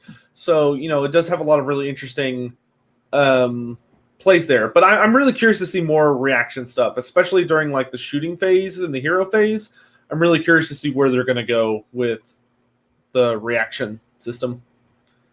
Yeah, you and me both. Oops, that's the wrong screen. Let's ignore that one. Doesn't matter. That's my live stream. Yeah, like for me, even the reactions, like just how it's going to change the response to. Yes, I did it right. The responses to the reaction rolls, and just like you get charged in the first term, you don't have any battalions. Even having some new core battalions might change things up a little bit. So either way, super excited. Scathe, thank you so much. Also, we have we have Liam Shadowhammer himself. What's up? Look at you. Got a microphone. You're not streaming on your bed. You're not streaming on your bed. I know. I'm like winning in life. It's weird. It's fine. You have blown up since I last saw you on the channel. No, I literally just moved it from there where I literally was like in a little corner, and now I've actually set up like a proper space now for work. So yeah, that's pretty much why it all looks a bit more legit. Well, but how are you? It's good to. Good. Coach, thanks for having me. I'm going to go ahead and head out of here. I was going to say, Sotech, if you want to drop off, you're absolutely welcome to drop off. We'll be doing some stuff in the near future, just waiting for GW to release those Nighthaunt rules to have an FAQ, and then we can do some list discussions. And I know we have a TTS battle rematch, Gargants versus... you need that was horrible. You need some fresh dice. I couldn't roll fucking shit. No, that was horrifying to witness. Oh, like people garbage. Still talk about it in live streams. They're like, "Hey, you see that game versus AoS, Coach?" All right, so I'll see you later, man. So, Jack, we'll chat soon. Thanks for joining, Liam. What have you been up to since we last saw you? Okay, so that was Luminef video, I'm pretty sure, and a lot has happened where I picked up Doors of Cain and played a whole Snake Army, and yeah, that's pretty much it, really. Just working on Daughters and now working on death lists with the new edition coming out. So yeah, because you had Battle Cattle. We did a list discussion about Battle Cattle. Yes, I never went through with Battle Cattle due to in Australia it lists like I think Stone Guard cost like $100 for 5 or something. It was something ludicrous for like 5 models, and I was like, it's such a good list, but like I can't like. I never want to complain about GW's pricing or anything like that. Like that's just each to their own. But it was literally one of those things where I was like, I can't do it because I have so much other projects on, so I just couldn't justify it, which is fine. But I've seen some people run it and it works, so I'm happy with that. Cool. Yeah. So this is the Warscroll round, folks. Same deal as before. Press 1. Press 1, 2, or 3, or 4 to respond to the multiple choice question. And at the end, we'll do a random draw. Well, no, it's not a random draw. It's like people win prizes. But my stream is being bizarre. I think it's got 20 seconds to go. I don't know why the number just keeps being bizarre. But according to my screen, it's 20 seconds. We'll get into the questions. So, Liam, what do you think people should expect? Some tricky questions. I've done these kind of quizzes before in events where we had like a pub quiz kind of thing. And you've been there where I've literally like the Warscroll is so obvious to me, like as in like I should know what it is because I ran like 18 of them, and yet I still didn't know what it was. That's right. It was a Dryad one. That was a Dryad. Sorry, first one. It was a Flair one, but yeah. How many Skaven Narhold terrain pieces can a Skaven player place on the table? So Liam's going to hold his tongue for a little bit. We'll let you all answer. How many Narholds does a Skaven player get to put on the table? Is it 1, 2, 3, or 4? Having played Dan Brewer a fair amount, I certainly do know this one. I was about to say, since I've played Dan Heaps, I should know. Do you not know this one? I do know what it is. I do know what it is. I'm like just saying I should know. Like I definitely should, or else I'm very much not paying attention at all in the game. And yes, Radio Free Hammerhall, they are in order, unlike the last time. So, Liam, do you remember the rules at all for placing Narholes? Yeah, it was very restricted. It was very easy. I remember in AoS 1 or something, or like when they first came out, and now it's really hard with all the new terrain things. But I'm pretty sure you have to be like wholly within like 6 or something, wholly within like something ridiculous on the edge, and you have to be like literally on the edge, but you have to be wholly within and then 3 inches away from other terrain. It was hard. Yeah, brutal. And you either have the offensive where you put 2 pieces in like an opponent's deployment zone, or you put them in your backfield because it either count as arcane or it counts as deadly. I think it was like deadly or sinister. One of those two. Yeah. The Amber Spear is the Warscroll spell of what unit? So which unit has the spell Amber Spear? Is it Lord of Change? Is it the Myriad Lightcaller? Is it the Battle Mage on Griffin? Or is it Skink Star Priest? Who has the signature Warscroll spell, Amber Spear? And bonus points, it's now one of the spell choices in Kragnos. So, not that I'm trying to give it away, but it is a spell option in Kragnos. So, if somebody has a spell lore and you have your Kragnos, you've read it, Liam, do you know this one? I think I do. I just don't want to say. Because it definitely, I just want to say, when we get all the things, but you can say it now. The answer. Okay, cool. Okay, sweet. I honestly, so it's one of those things where it definitely sounds like a battle, like an order spell. It's not really chaos, but doesn't sound Luminef and it does not sound Seraphon. So that's kind of how I like cut it down because I'm pretty sure it's Battle Mage. It is Battle Mage. It is absolutely Battle Mage. So the Battle Mage, and it's also now one of the 3 spell choices for Excelsius. So if you are an Excelsius, you've got 1 in 3 spells in that free city. And you like draw a line and anything within that line range takes mortal wounds, if I remember correctly. Yeah, I'm not surprised. Which model isn't a part of the Gloomspite Gits Gobblepalooza? So there are 5 models in the Gobblepalooza. Which one is not a part of the Gobblepalooza? Is it Boggle Eye, Dankfinger, Scaremonger, or Shroommancer? This is so hard because no one plays Gobblepalooza. Hey, I've got one. I've got it in my list for slaughter coming up this weekend. Oh, you do? Okay. Yeah. Because no one, I remember when this thing first came out and just was like, cool. Didn't someone work out that you could like run, like you could fit it like 4 times in your list? Because they're not unique and they're not special. But yes, you could have 4 of them. So what would your choice have been? Dankfinger. Does not sound like GW at all. I'm so sorry, but I'm just like, this does not sound like dank is a very Australian term. So well, you've got your dank hold Troggoth. So there are dank because dank obviously being dark. Yeah, but that sounds so Australian. I'm like, that is a very Australian term there. Yeah, cool. So yes, I would love them to be taken individually, but look, I can't whinge anymore now that Soul Blight has that massive unit that costs like 750 points. So, we don't talk about that. Let's take them individually first. Yeah, that's question 4. Gryph-hounds gain 2 additional attacks when they are wholly within 6 inches of what? Is it the Knight Heraldor, the Lord Arcanum, the Lord Veritant, or the Lord Relictor? Who's giving those Gryph-hounds +2 to their attacks? They're like one of the best pets in Age of Sigmar. I would love a Gryph-hound as a pet.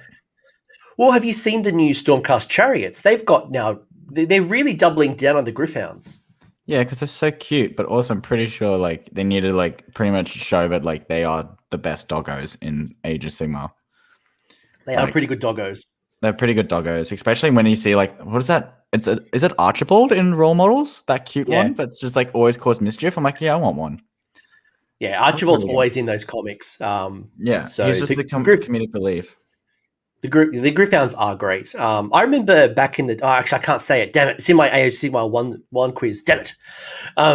So, what would your pick been? Lord Veritant.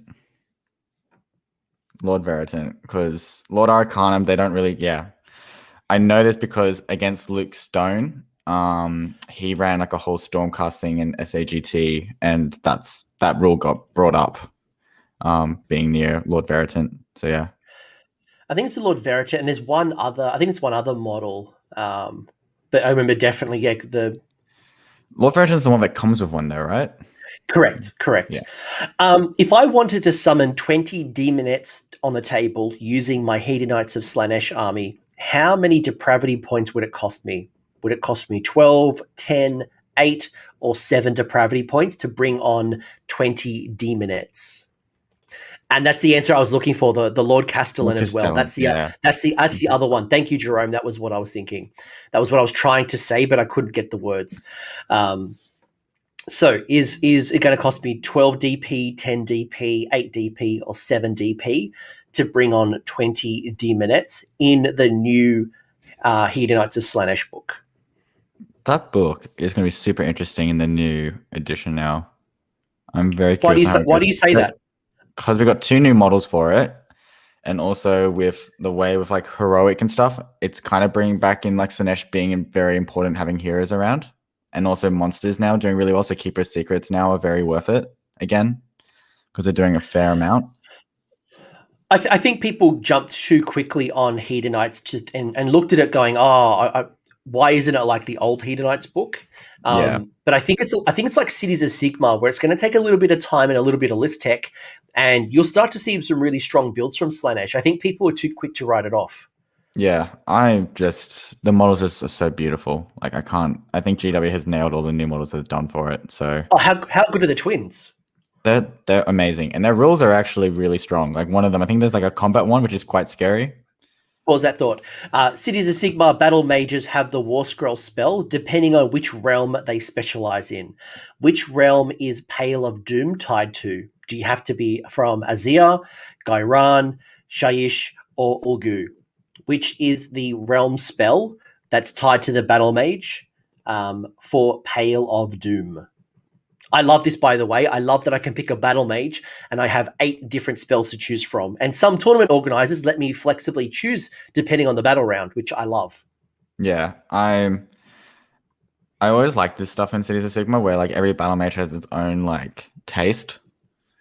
Yeah. There's no like it's a battle mage does this one thing. It's like any of them can do something. There's some really cool ones. But do you know this one at all? Yeah, it's the title of it just kind of says it all, which is Shaiish. I just take Gur or Akshi. Look, Hish is really good to get -1 to hit. I can't remember which one gives you the +2 to your run and charge. Yeah, a lot of people had that one down. So Shaiish. Yeah. If it had the term like shade or something, that's very much when it comes to Ulgu. They have like very particular terms that they use for each realm. Yeah, which is clever. Yeah. Well, they have specific language to each of the realms. So, speaking of, which hero has the Grizzly Trophy Command ability? And this has been superseded in Kragnos. So, if you know Kragnos and you've seen the change, it's been superseded. But I've just given you some hints. So, it's technically no longer a command ability as in Kragnos. So, that teaches me for preparing in advance. Is it the Beast Lord? Is it the Slaughter Bruised? Is it the Exalted Hero of Chaos? Or is it the Slaughter Master, the Herald of Khorne? I just had to say that because some people would go, actually. Don't actually me. I only got this. Speaking of Go on. Kragnos, he looks like a huge model. He's the same size as a Mega Gargant, but because he's standing on a rock. If he wasn't standing on the rock, he would be probably 2/3 of the size of a Mega Gargant. But yeah, he's. So the correct answer here, by the way, is the Beast Lord. But as of Kragnos, there is now it's no longer a command ability, it's just an ability. So just to don't actually be. Yeah, Slaughterbird's actually not a hero. Isn't it? It's a corn, isn't it a corn demon thing? I don't know. It's a trick question. I'm not here to this is. Didn't you set this up? Shouldn't you know what this model is? Yes, but the answers are trick questions, Liam. What is not one of the Lumineth Realm Lord's great nations? Jeez. I don't actually be in my own stream. Where's Sotek? Is it so which of these is not a great nation? Is it Zytrek? Is it Iliath? Is it Hellion? Or is it Ulthuan? Ulthuan. Is it Zytrek? Iliath? Should just call them I don't know. Lumineth is its own language. It is. I have a beard. I can't speak elf. I technically should not be able to speak elf because elves don't really have facial hair. You could be a Doomfire Warlock. Yeah, but they don't have facial hair. Liam, you've read this book. You should know this one. Yeah, it's Ulthuan. So where is Ulthuan just made up? No, Ulthuan is from Old World, wasn't it? Yeah, it's a part of the old. And I kind of say I've never once played Warhammer Fantasy. I just know that because it's a paint. And I was like, I wonder where Ulthuan is from. And then I looked it up and I was like, oh, it's from Old World. I've been apologies, folks. I'm missing one eye in that Ilathia. Yes, number 4 elf. Is the sad island from Fantasy, where the High Elves came from. Those fancy pants elves. Which of the Sons of Behemat Gargants or Mega Gargants can kick an objective on its Warscroll? Obviously, this is the Warscroll round. Don't actually mean that they all can do it now because of the new monster rules.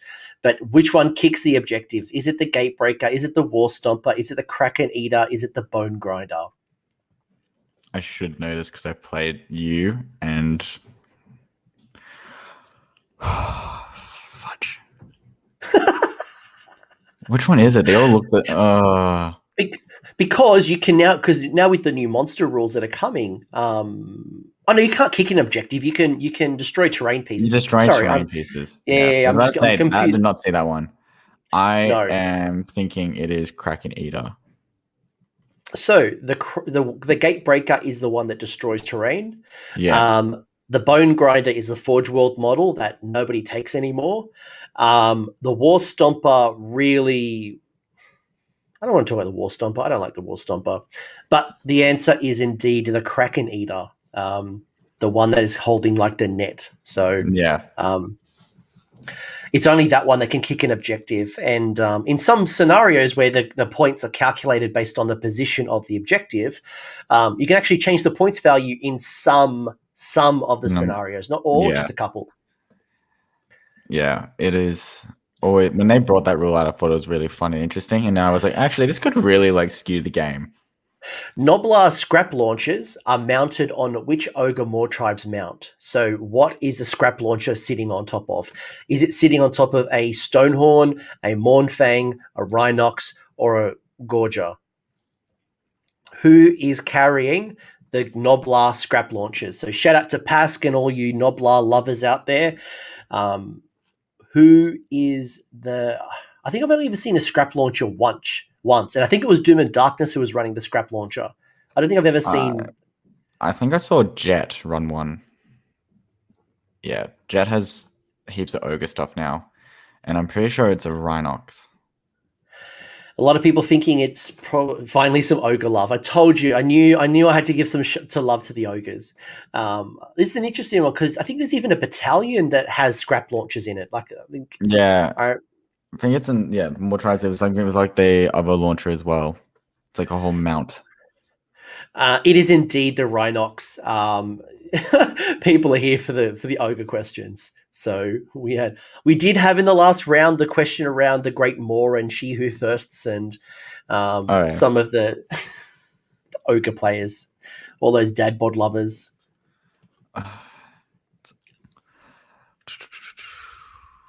I'll be interested to see how those Stonehorn armies go with the new rules. But how many wounds does the Mind Stealer, the cat, the Spiralanx, have on its war scroll? Is it 11, 10, 12, or 9? The big cat sphinx. How many wounds has it got? An awesome model. I always wondered what the head would look like if I took the head from the Mind Stealer and put it on top of Teclis's bird. I think people have done that, and it looks good. Yeah, I reckon it would. A lot of people I'm not the biggest fan of it.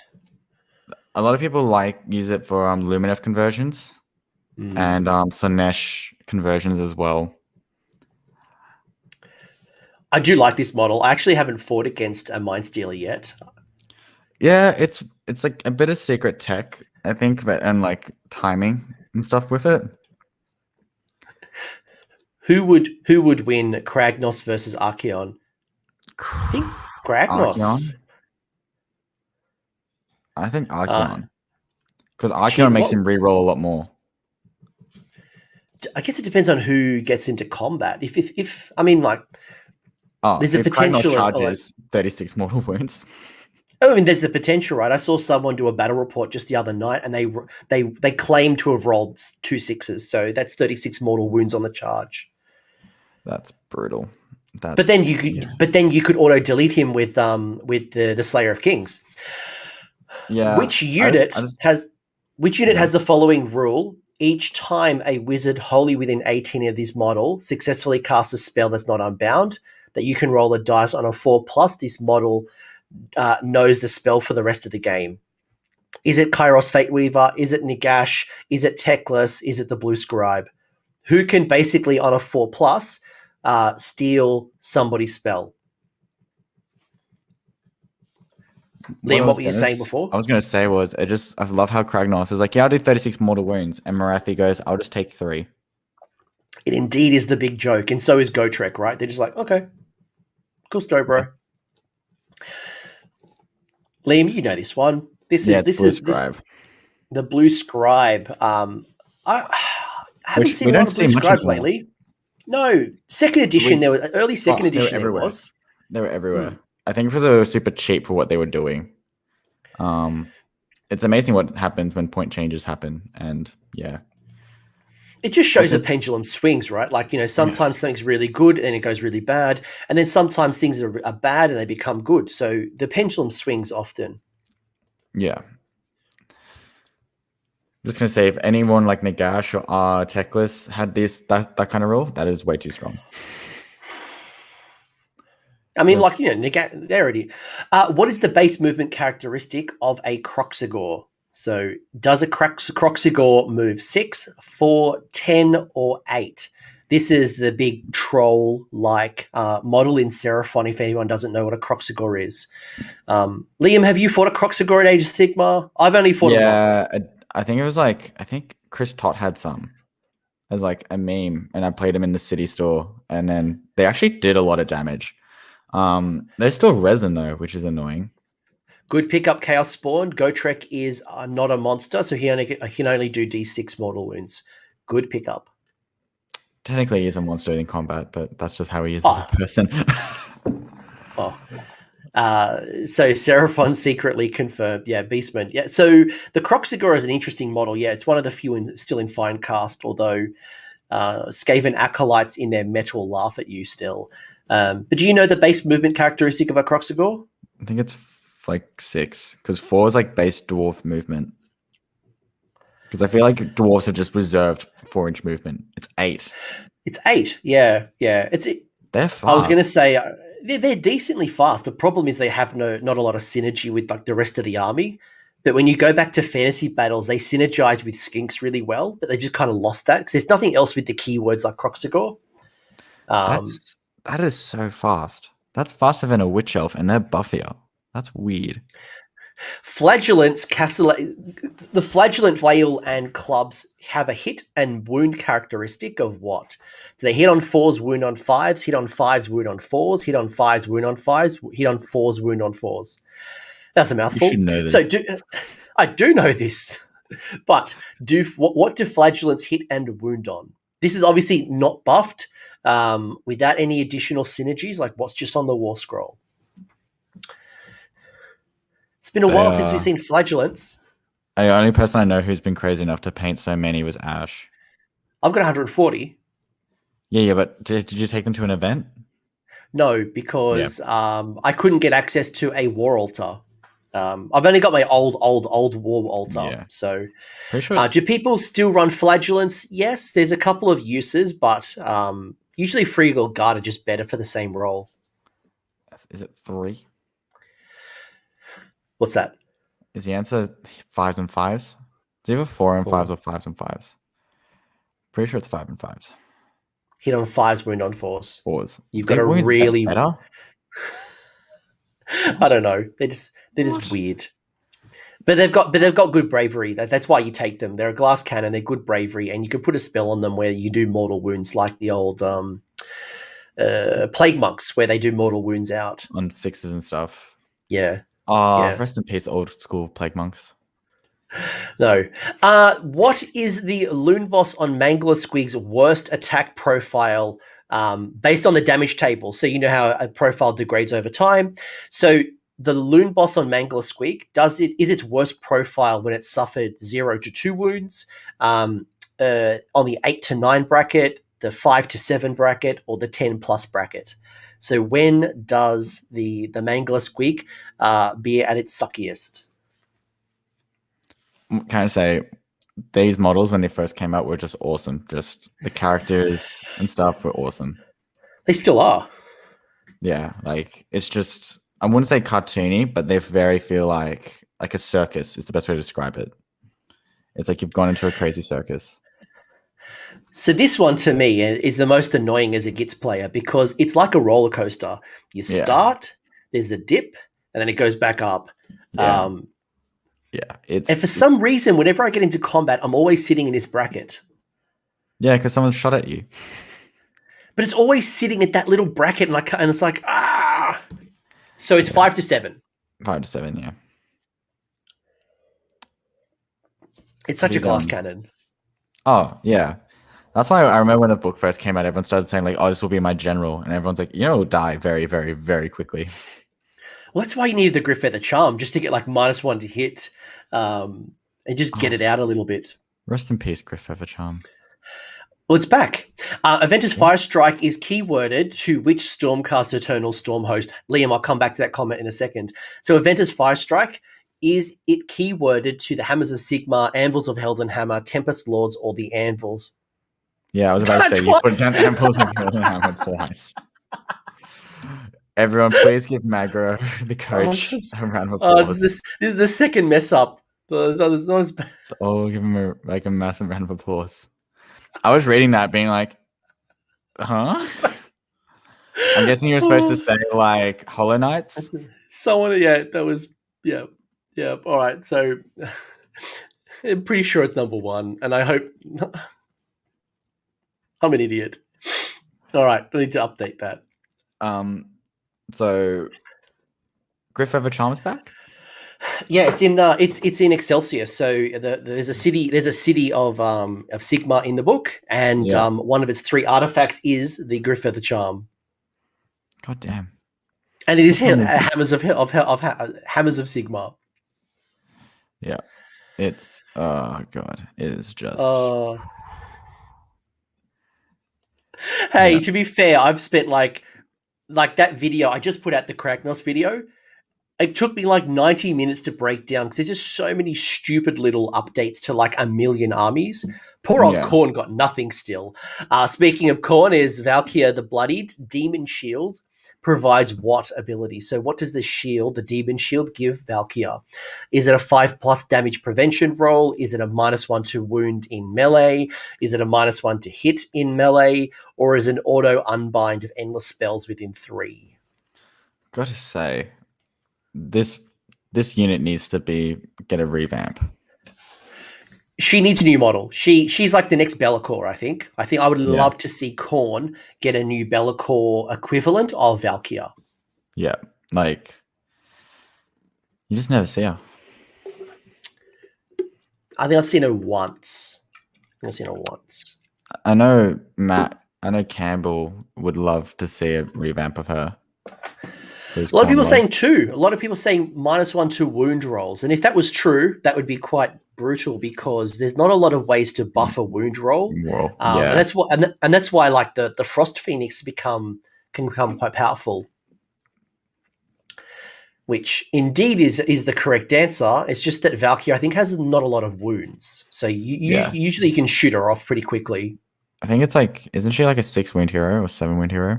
Yeah, I think she's 7 or 8. It's not a lot. The auto unbind, though, I wish they would bring up some rules like that because the old Warhammer Fantasy Khorne used to have like a collar of Khorne. But how many wounds does a Auric Savage Big Stabber have? So the guys with the big spear above them, do they have 2 wounds, 4 wounds, 3 wounds, or 5 wounds each? So they're on an oval base. They're on and if you kill them in combat, they're going to stab you on the way out. So you want to shoot these ones off pretty quickly. Yeah, Daughters of Cain do not like these guys. Or monsters don't like them because they do extra damage to monsters. Yeah, I always like that rule with Savage Orcs. Yeah. Also, speaking of Orcs, the new Orcs just look so cool and characterful. I'm more of a Stormcast kind of guy. Like I like the Hobgoblins, but I think they're cool models. But I think I love the new Slender Stormcast. Oh, I call them Spartan cast because that's literally what they look like. In a second, I might actually get you, after the next question, I might find out what you're most looking forward to in Age of Sigmar 3. But the correct answer is 4. There are 4 wounds on... Nobody got it. No one got it. It is 4 wounds because it's two big Orcs on that base. How many 40k players are going to want that new Stormcast hero just to make it a Sanguius? Oh, I can so see many. now. So many. And it's going to make them really sad when they realize that it's never going to be sold separately. Which endless spell subtracts 1 from the hit roll for attacks made by units within 3 inches of the model? So, which endless spells, they're going to change. They're going to move now, not at the top of the turn, but they're going to change. So, at the battle round, they're going to change it every turn. Yeah. Yeah, it is brutal. So the Glade Worm being the Sylvaneth endless spell, the Doom Blast is coming from Beasts of Chaos. Geminids obviously is Geminids, and the Burning Head is not an STD but a malign sorcery endless spell. I am.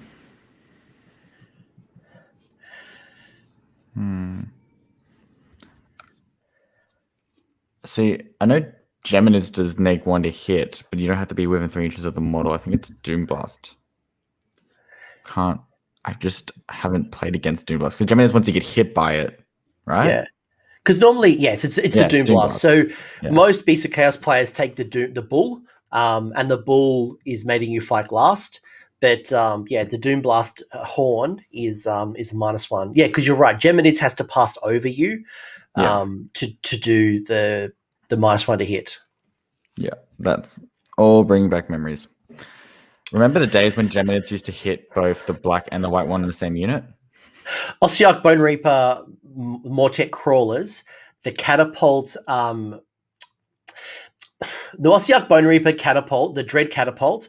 When damage for 4 wounds taken deals how much damage with E?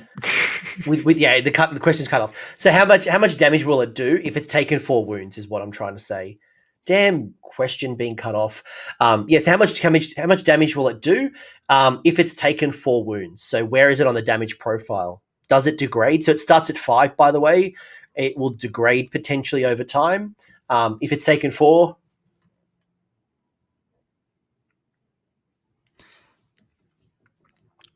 You don't see these guys much anymore. It's just Mortek spam still, right?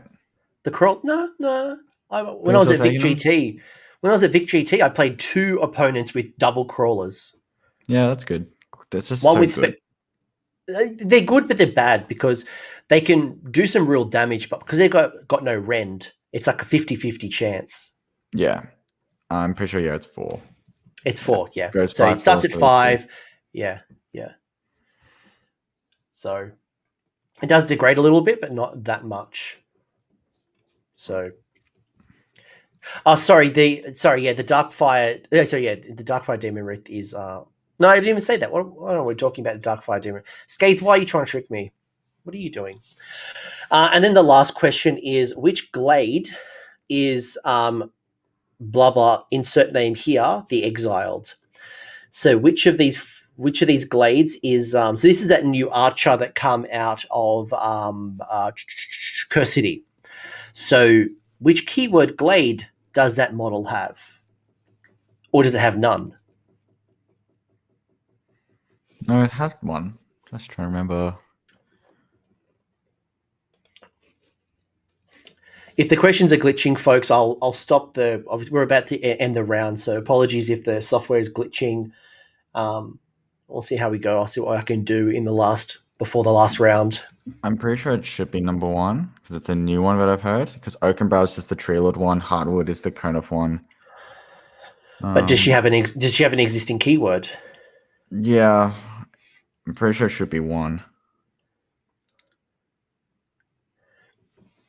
Because Oakenbrow is mainly around about the Tree Lords. Yeah. And people got that. Good. Yeah. Yeah, a lot of people got that one. It will be interesting when Sylvaneth gets another revamp. Apologies if the software is glitching. I'll stop it and I'll restart it. We're at the end of the trivia for this one, so I'll reset it for the last round. So I'll see what we can possibly do if it's glitching, or maybe it just outputted the wrong answers just in the summary. But correct. The winners are Mike, Jerome, and Poet, all claiming a prize. So don't forget to message me in Discord, and I can hook you up with your prize. So that was pretty cool. What I might do in the meantime is I might actually give away some more stickers. Or maybe it was just the output. Maybe it just outputted what looked like the wrong answers, but it's actually fixed it up at the back end. So just bear with me, team.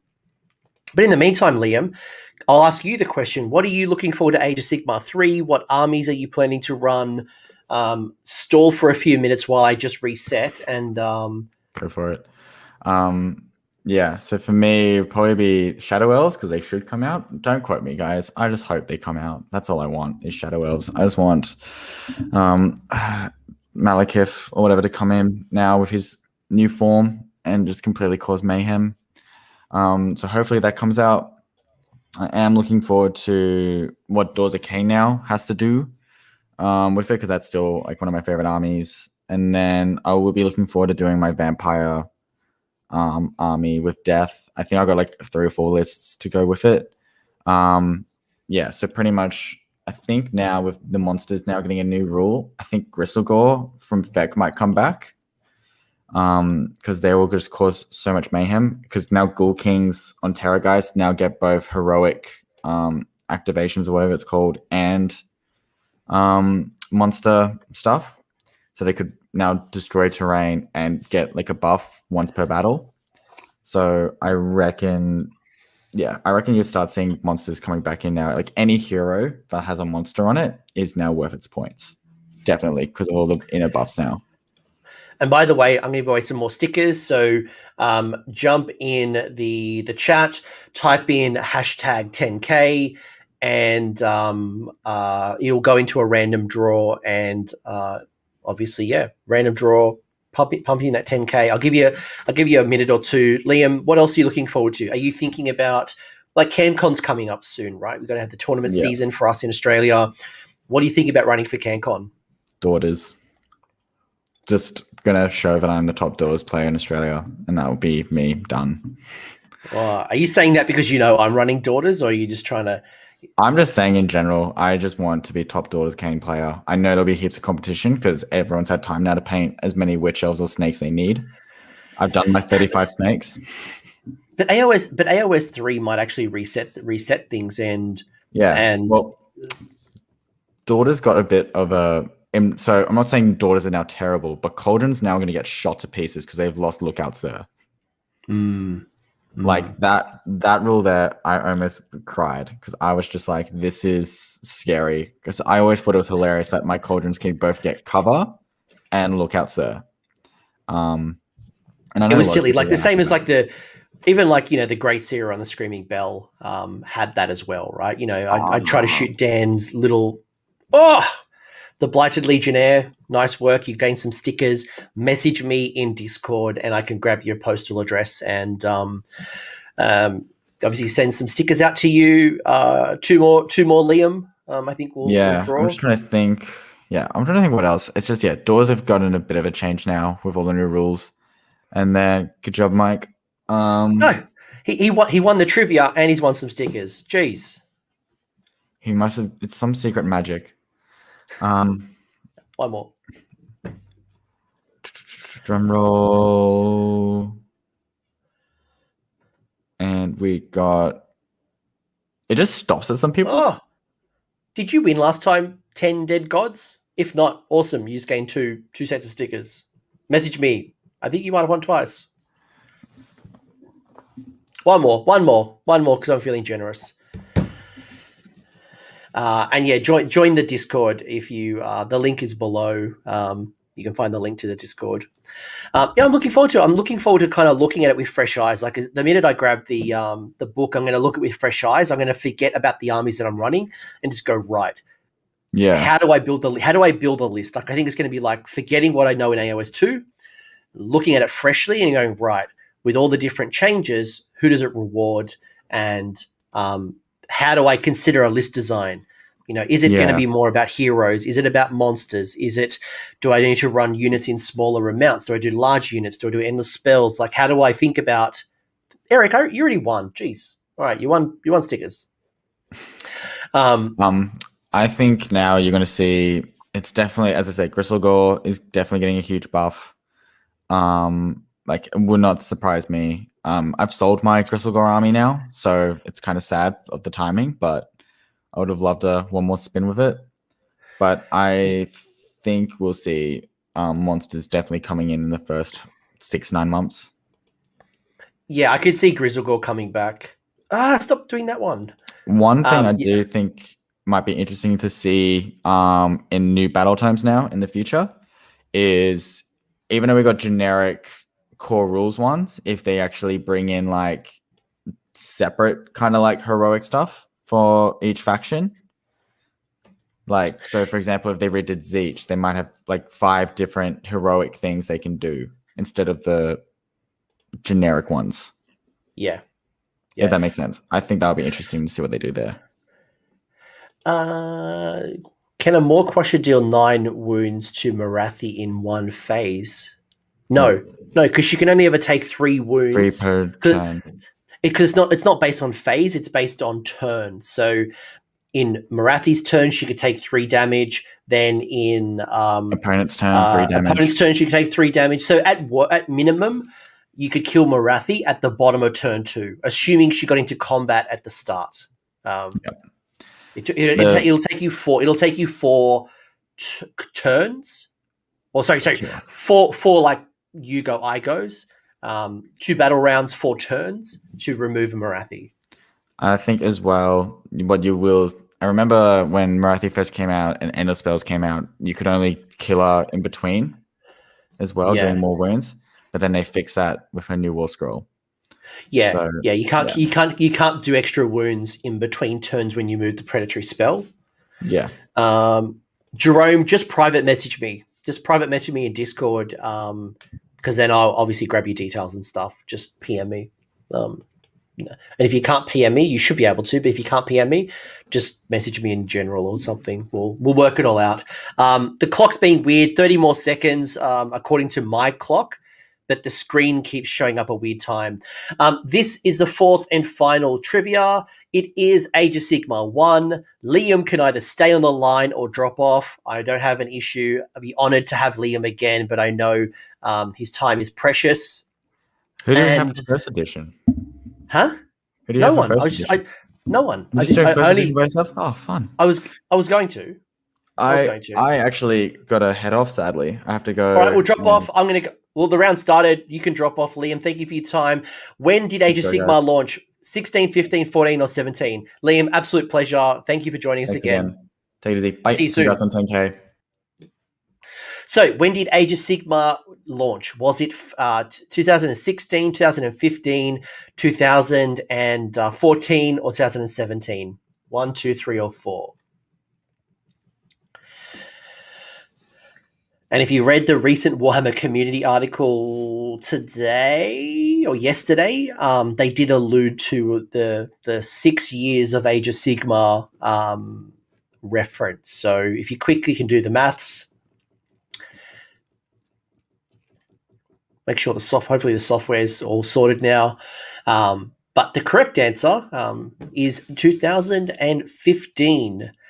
Specifically, it went on sale the 4th of July, and it was in people's hands on the 11th of July. So time to follow the crowd. Yeah, indeed, the crowd. And majority of people know their date. So cool, good start. 2015, Age of Sigmar has been around for 6 years now, or just about to hit 6 years, which is pretty cool. And last year, I think I had a five-year celebration. So question 1. And by the way, there's 22 questions in this one. I've got an extra question. In Age of Sigmar 1, Bretonnian Grail Knights had what ability? Did it allow you to pile in 6 inches? Did it allow you to run and charge? Did it, when you held the Grail over your head, you could reroll hit and wound rolls? Or did it allow you to charge 3d6? And in Age of Sigmar 1, especially in that first 12 to 24 months, yes, Bretonnia was there. Yes, Tomb Kings were there.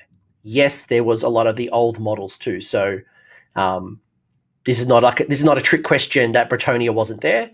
They were. A lot of people saying 3, some 2s. So there were some very interesting rules in Age of Sigmar 1, and I'd be curious to find out if you were around playing in 2015, 2016. There were some pretty quirky rules. Yep, Faye, absolutely. There was some things like holding a grail above your head, and there were some quite quirky things. I think one of them, and I don't think it's in this trivia, fingers crossed, but there was a rule for Cetra, who was known for never kneeling to Nagash. And if you actually kneeled in the game, you would actually automatically lose the game if you knelt. So you couldn't pick up anything if you knelt, because Cetra doesn't kneel. Poet, again, thank you for the bits. Thank you for the donation. You are an absolute wild person. Thank you. Terrain features had effects like arcane, mystical.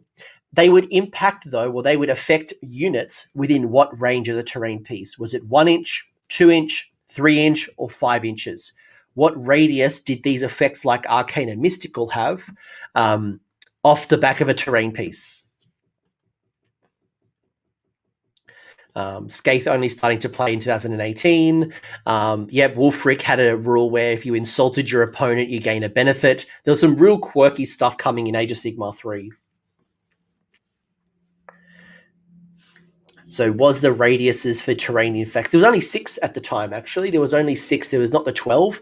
So your original table of like Sinister, Arcane, Mystical, Deadly, Damned, and Inspiring, they were in the original table. The second table of like Commanding and Overgrown, they weren't in Age of Sigmar 1. I remember Congoing Chaos Warriors. There was a lot of Congo lines in the early days. But yes, terrain features had a 3-inch impact. So it was awesome to have like a wizard, 3 inches away from a terrain piece. You didn't have to hug it as much. But then it also had some negative impacts like Sinister and Deadly. Deadly was actually a different one. Deadly was a completely different rule. Which War Scroll did not feature in Grand Alliance Death books? So there was a bunch of rules, a bunch of War Scrolls, and were they the Beasts of the Grave, Nighthaunt, Soulblight, or Tomb Kings? So at the start of Age of Sigmar, when everything got War Scrolls, there were 4 books. There was Grand Alliance Death, Grand Alliance Order, Destruction, and Chaos, and it had all of the War Scrolls relevant to your Grand Alliance. So which ones didn't feature? Was it Beasts of the Grave, Nighthaunt, Soulblight, or Tomb Kings?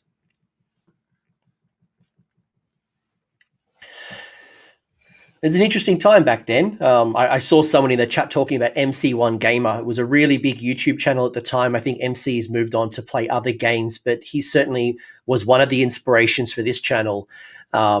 So, shout out to MC1 Gamer if he happens to stumble upon this stream at all or hears about this. I think one of the Duarden heroes got an ability if their player had a longer beard than their opponent. That is true. There was a whole bunch of crazy stuff like that, and indeed the War Scrolls that weren't in was the Tomb Kings. Beasts of the Grave were your zombie dragons and your Terrorgeist and things like that. So that obviously got rolled in, but it was the Tomb Kings that didn't feature in Grand Alliance Death. So sad times. It was clear that Tomb Kings weren't going to last long. They probably last longer than I ever thought. A Hammerhall army can include any unit in Warscroll battalions with the order keyword other than Seraphon, Sylvaneth, Stormcast, or Free People. Now, this is not Cities of Sigmar. This is Age of Sigmar 1. And in Age of Sigmar 1, there was a book called Firestorm. And it was a campaign book that was the first introduction to what would eventually become the Cities of Sigmar. So this is maybe a trick question. It could include anything, because Living City is 1 in every 4 Sylvaneth. That's the current book. So I could include anything in a Hammerhall army, and it was very raw. If you look at the old Hammerhall, even like all of them, Greywater, Phoenician, Hammer, they're all very raw. There was no like command abilities. It was just like one ability. And that came out in 2017. And the correct answer was Seraphon. You could include literally anything. KO, you could include Sylvaneth, you could include Daughters, you could include anything in a Hammerhall army except Seraphon. This is probably the hardest quiz of them all. And yes, to Jonathan's point, Nighthaunt got their first book in 2nd edition, but they had units in the 1st edition, which will actually tie into a question, so I won't talk too much. But in Age of Sigmar 1, who could use a command ability? Was it any hero with a command ability on their War Scroll? Was it the Army General? Was it a hero in a War Scroll battalion? Or was it anybody? Michael, they had the Malignance keyword, but they were still a Nighthaunt army. You could still do a Nighthaunt army at the time, but you were limited. So who could use a command ability in Age of Sigmar 1? Was it any hero with a command ability on the War Scroll, your general, a hero with the War Scroll battalion, or anybody? Anyone could use one. Don't know if you guys know this or if you're just going with the chat, but a lot of popular people saying 2. So back in Age of Sigmar 1, the War Scrolls, if you were a hero, had a command ability. Everyone had command abilities. But the trick question here is that only your general could use a command ability. And that's part of the reason why maybe things like Inspiring Presence probably needs to change a little bit, is because at the time you could only ever do Inspiring Presence off your general. If your general died, Inspiring Presence is gone. If your general's not near a unit, you can't use it. But now, obviously, every hero could use it, so it's obviously made it a lot easier. So I would love to see like a totem keyword for Inspiring Presence at minimum. What is the range of unbinding a spell without a bonus? Is it 30 inches, 18 inches, 24 inches, or 12 inches? What is the dispel range of, or the unbinding range of a spell without any bonuses, Was it 30, 18, 24, or 12?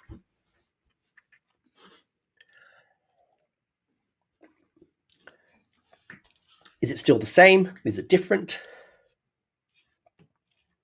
Bit of a mixed bag here. I'm getting 1s, 2s, and 4s. Not a lot of 3s. Nice to see the wizard himself, Caleb. I actually just gave you a shout out in the last video I just did to go people like their Seraphon, go see Caleb Hastings. Awesome channel. But back in the day, and the very first Tzeentch book was really overpowered because one of the things it could do is it could cast spells, and it could cast spells out of the dispel range. And you could actually boost that up a little bit, but you could cast spells up to 30 inches. So you could, the dispelling was different to casting. So a lot of spells could be cast at 24 or 30 inches, but unbinding range was only 18. So it meant that, it meant your wizards had to be more aggressive moving up the table, or it meant that you had to find ways, and Tzeentch had one way to boost that number up. But how many battle plans were included in the first General's Handbook? How many of those scenarios, those match play scenarios or battle plans were there in the first GBH? Good to have you here, mate. I'm sure you were eating some delicious Texas barbecue. So how many missions or battle plans were there? And I wish there was a way to give you bonus points. I'd be curious to know if you could name them or which ones were there. Were there 6? So was there 12? Was there 6? Was there 10? Or was there 18? And at one time, there was actually 20 battle plans. People forgot about things like Chain Colossus that were sitting in Malign Sorcery. No one actually ever ran it. But the correct answer was 6. There was, it'll come up in a second, but there was 6 battle plans. And I remember when we went from GBH 1 to GBH 2 and getting new scenarios, how crazy it was. And at tournaments, it was really interesting that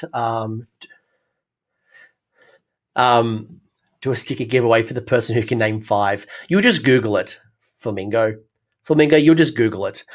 But there were 6, and it was interesting because when you go to tournaments, it was just like which of the 1 scenarios didn't you include in your pack, but you also had a repetition that you knew them almost off the back of your hand, which is a positive and a negative. Which monster had Stone Skeleton that used to halve any damage and mortal wounds inflicted to the model, so used to round up? So who had the rule that would halve damage and mortal wounds? Was it a Maw-Crusher, a Terrorgeist, a Stonehorn, or a Stardrake? I feel like this one's a bit an easy one. Man, Stardrakes used to be really good back in AoS 1. I remember a lot of Stormcast players used to take Stardrakes. And I wonder if new AoS 3, because it looks like they're going to lean into the Drake keyword. Kragnos, for example, gets benefits for Drake, Dracoline, Dracoth, and Stardrake. If they're going to have more dragon cavalry or units and things like that. But this was a bane of my existence for a while. This is where ogres with their stone horns, you'd have like 2 stone horns just like soaked up so much damage. You'd give them Battle Brew, where Battle Brew was so it was stone horns. It was like, at the time in AoS 1, it was like 2 stone horns and 1 thunder tusk, so the thunder tusk could heal up the stone horns, and it's just halving damage, just absolutely soaking up.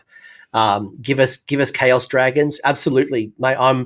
Everyone should get dragons. Like, I'm Oprah, like just dragons. Everyone gets a dragon. Everyone should get a dragon. How many rules of 1 were there in the General's Handbook? So there was this thing called the rule of 1. Actually, do I still have my...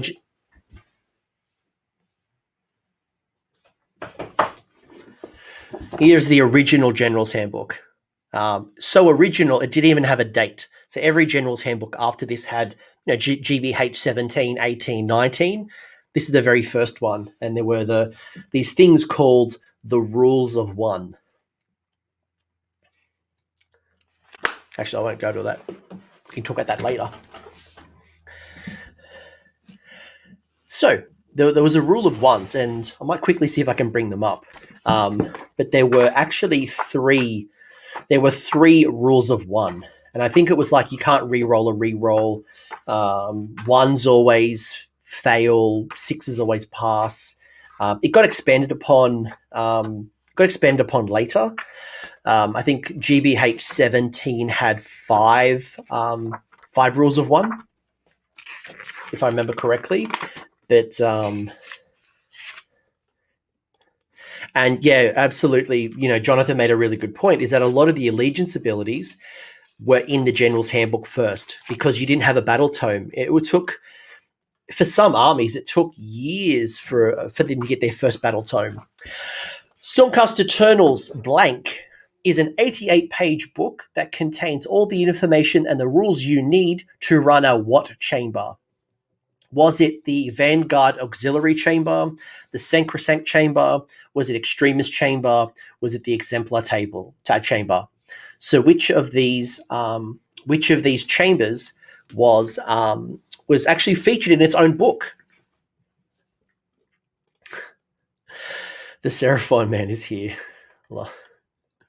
Darkling Covens, yeah, absolutely. Your rules were in GBH. It took me like 4 years to actually get City of Sigmar rules. Until then, all of my rules were in my General's Handbook. So what was interesting is Age of Sigmar 1 came out and you got your Stormcast Battle Tome. Then it was expanded upon by a supplement book. Khorne had the same, actually. It had Blades of Khorne. There was a second Khorne book that was an expansion upon the original book.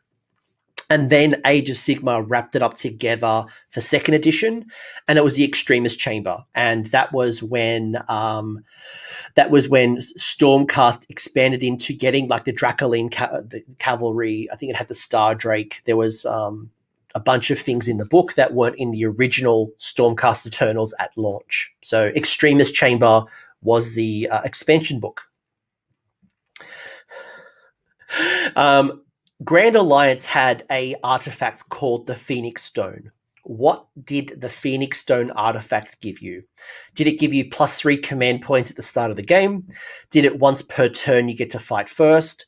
Did it allow you to gain +1 wound characteristic to the bearer? Or did you get to heal 1 wound per hero phase? The Phoenix Stone. This was definitely a staple in my list because, again, I played what was called Free People, which eventually became Cities of Sigmar. And for 4 years, I had to use the artifacts until Malign Sorcery from this and the books after that. So, interesting times. So the Phoenix Stone, being a fascinating artifact, was actually 4. It was used to heal a wound. And it seems crazy that an artifact I would take, the best option out of 6 artifacts was I get to heal a wound. The cool thing was I put it on like my Hurricanum, and I used to get heals in, that actually got changed in like GBH 17 or 18. So I used to heal in both of our turns. So it got even better. But the correct answer was used to heal. I hope you're finding this interesting. I don't know if you all started with Age of Sigmar 1, if you joined during Soul Wars, if you've only joined in the last 12 months. Alariel the Everqueen in the original General's Handbook, how many points did she cost? Was she 620, 420, 720, 520? What was really interesting as well is when Age of Sigmar first launched, there was no points. There was no points for about 12 to 18 months. So, it was about 18 months. So this book was 2016. So it'd be at least 12 months between, so there was no points. So it was a pretty crazy time. People, when they tried to run tournaments or events, you would use like Warscroll battalions, or you'd count up the amount of wounds and you'd go like, right, this tournament, you can have no more than 110 wounds. And that's kind of how we tried to like make it even. But then the challenge is like Phoenix Guard has the same wound characteristic as, I don't know, something else. It was just like, it wasn't even. But the points value for Alariel was 620. So it was 620. So she hasn't really changed a lot. Actually, she's just gone up in points in Kragnos. So if you haven't seen that, she's gone up a little bit, but her Warscroll has changed a little as well. So, Dreamer's here. Got you eventually, Dreamer. Gryph-hounds were originally purchased when you built a Gryph-hound in your list. Did you take 2 to 6 at 80 points for every 2? Did you have to take 6 and you got them for 240 points? Did you take 1 to 4 for 40 points each? Or do you take 3 to 6 and for every 3 there are 120 points? So when you originally took Gryph-hounds in Age of Sigmar 1, how did you take them? Did you take them in groups of 2, individually, groups of 6, or groups of 3?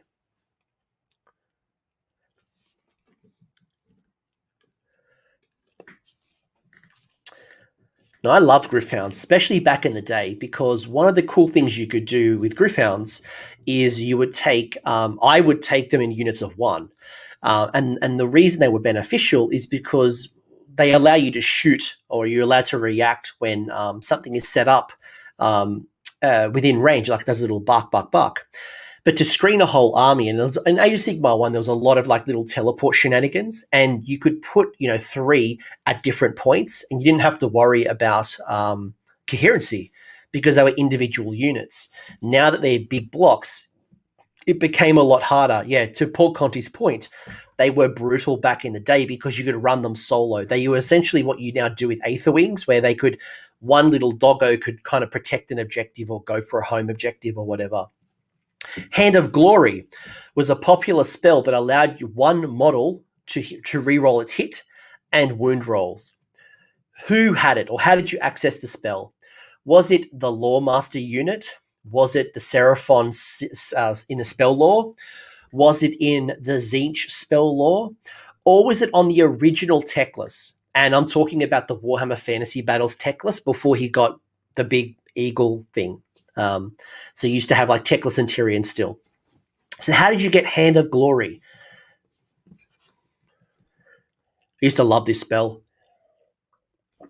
It was one of the spells that made Durthu super consistent back in the day. Actually, Liam, who was just here, was actually the one who kind of taught me, because I had this model called the Carmine Dragon, and it was one of my favorite models at the time, but it was really inconsistent.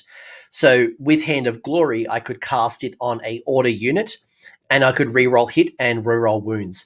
Yes, now, as Dreamers pointed out, it is included in the Seraphon spell lore, but the original one was actually a model called the Loremaster, and it's like this elf model that has like if you've ever seen Street Fighter, it's like Hadouken with like the big ball of energy. It's like this high elf mage, this Eldritch Council mage shooting at a ball of energy. So I catch out Caleb. So in Age of Sigmar 1, which types of Troggoths were not available as a unit choice? Was it the Fellwater Troggoths, the Dankhold Troggoths, the Rockgut Troggoths, or the Sour Breath Troggoths?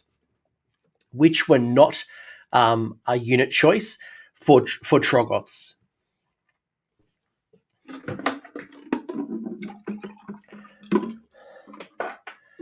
Which unit was not a Troggoth unit available for choice?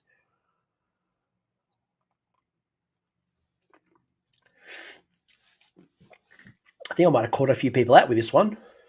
I'm liking the answers of this one. Dank Finger, yes.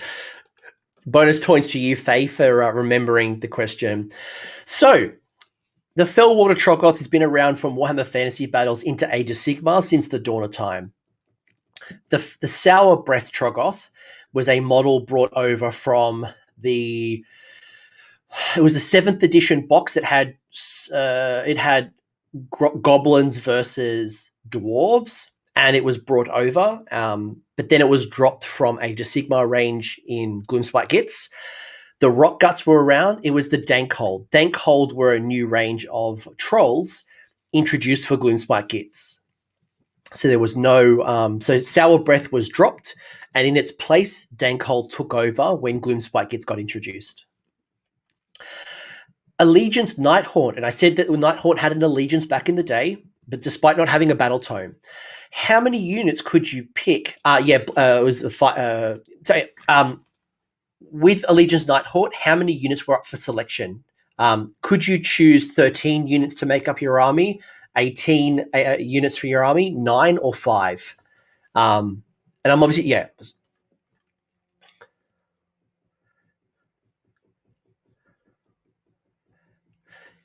Because you could, in Age of Sigmar 1, you could absolutely make an army of Nighthaunt, despite not getting a battle tome until whoa, a bit of a glitch there.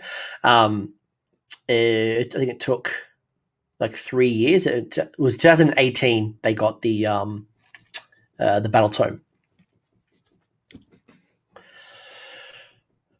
And I remember James Mabry, someone in my community, went to CanCon, and he actually took a Nighthaunt army 6 to 12 months before they even got a battle tome, and it consisted of 5 units for selection. It was the Tomb Banshee, the Can Wraith, the Spirit Host, the Spirit Host. It was the Black Coach, and it was something else. Yeah, can't remember. Age of Sigmar, when it originally launched, it had how many pages of rules? So, was the rule book 24 pages, or was it Hex Raids is the one? Thank you. 14, 34, or 4? How many pages was the Age of Sigmar? How many Age of Sigmar pages of rules did it have? This one might be an easy one. This one might have been an easy one. How things have changed. But I tell you what,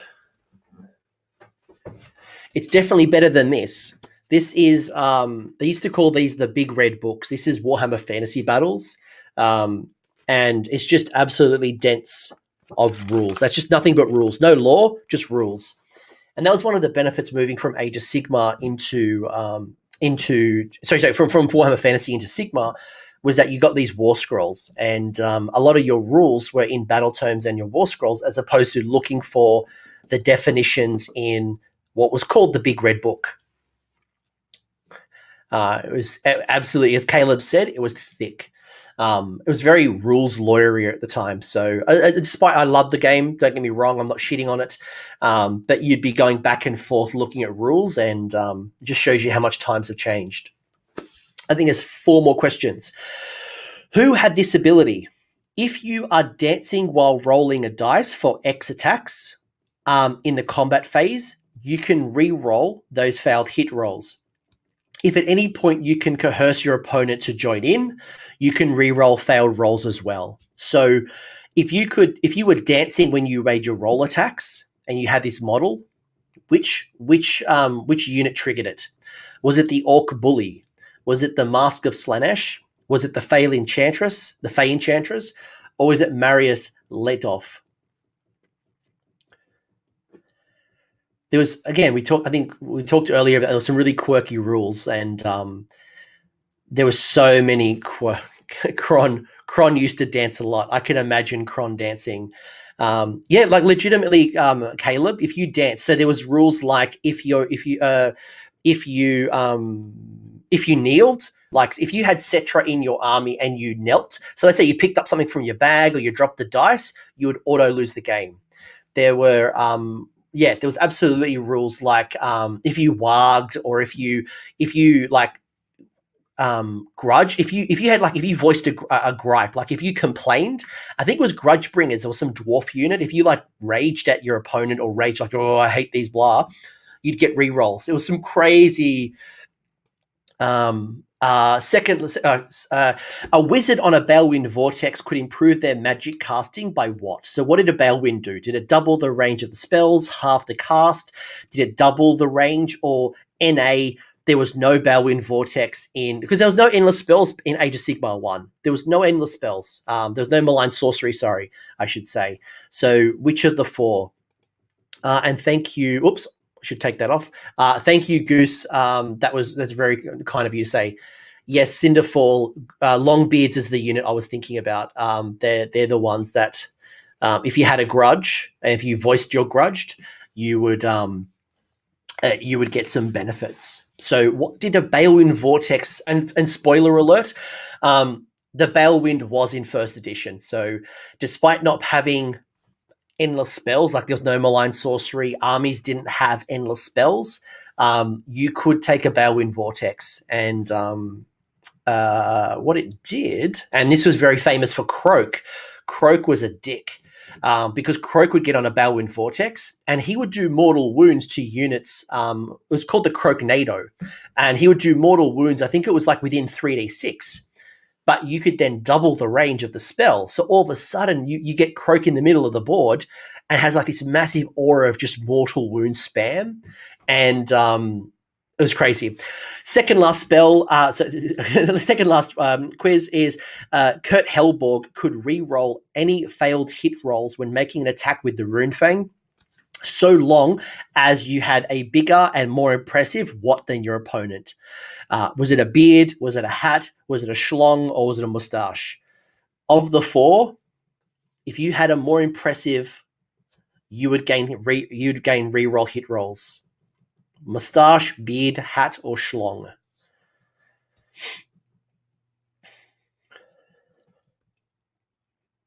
Yeah, there was some crazy stuff as well. Codpiece, yeah. Well, that was the schlong. Yeah, if you had a better schlong. So there was rules like this where, like, if you had like a bigger mustache, if you had a bigger beard, if you wore a fancier hat, I think it was Marcus Letoff. If you had a better hat than your opponent, you would gain some benefits. Like, there was some stupid things, and that pissed off the tournament community. They absolutely pissed people off, and Age of Sigmar won it when it very first came out, well before points. It was known as Beer and Pretzel. It tried to remove itself from the tournament scene, and it was really super casual. Yeah, like there was like Luke Cinderfall Gaming point out another one. There was one like if you talk to your dice, like you got crazy and you talk to your dice, you could re-roll them. Last question. During the transition time between Warhammer Fantasy Battles and AoS, the internet saw the first glimpse of fantasy armies on round bases. On what army? Was it the Lizardmen / was it the Lizardman Seraphon? Ignore that wrong high. That's just a spelling mistake. Ignore that. Please ignore that. Was it the Lizardman Seraphon? Was it the High Elf Lumineth? Was it the Empire Cities? Was it the Wood Elf Sylvaneth? So was it Lizardman Seraphon? Please ignore wrong high. Just completely ignore that. Was it High Elf Lumineth? Was it Empire Cities? Was it Wood Elf Seraphon? So the correct answer was Lizardman. That's why I kept pleading to you ignore wrong high. Empire Cities of Sigmar was not even in consideration. That was so long ago. That Seraphon was technically the first battle tome for Age of Sigmar, other than a starter box, which was Khorne versus Stormcast. And it was interesting because it was one of the last to get updated, and it took so long for Lizardman to get an update. So, ignore that wrong high. That was me copying it over. So Chuck Moore sent me this early this morning, so I quickly added it, which is why it's 22 questions on this one, not 21. It was in a display case in Warhammer World? Probably. It probably was. So let that trail off. So who won? So seeing some cool winners here.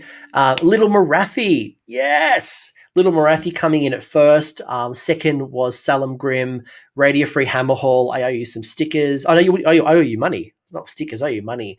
And then Mike, Faye, Chaos Spawn. So very cool, very cool. I'm going to stop sharing now. And I might do some final sticker draws. Just bear with me. Let me kind of set this all up. It's been absolute awesome to hang out with you, and I'm super appreciative again of everyone who's joined the channel at some particular point, liked the video, shared the video. They have commented, been a guest, whatever it might be. I have. Wait 1 second to set up the sticker draw. It's been absolutely appreciative, and this has all been about showing my appreciation. So I know Dreamer is here because Dreamer wants to win some stickers, and let's do one final sticker draw. So if you did win a prize, if you won like a voucher from the trivia, so the trivia was giving away first, second, and third for GW voucher in your country. Ignore the value; it's obviously just me protecting myself, but first, second, and third in Australian dollars in whatever your currency conversion will be. But in the chat function, pop in 10K and you'll go in for a draw for stickers.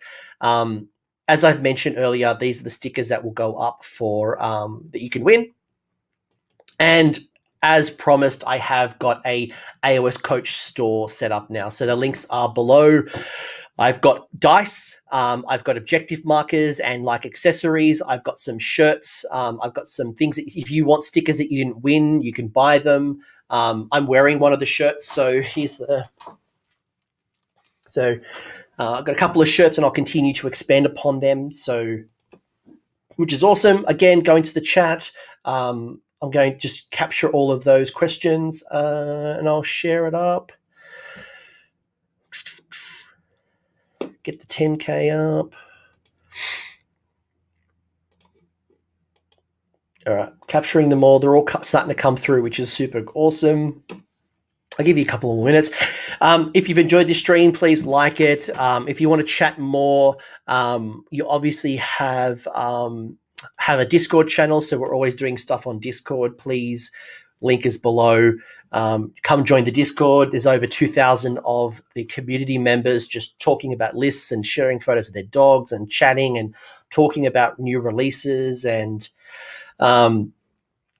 Paul, what is the scoreboard of all four combined? I don't know.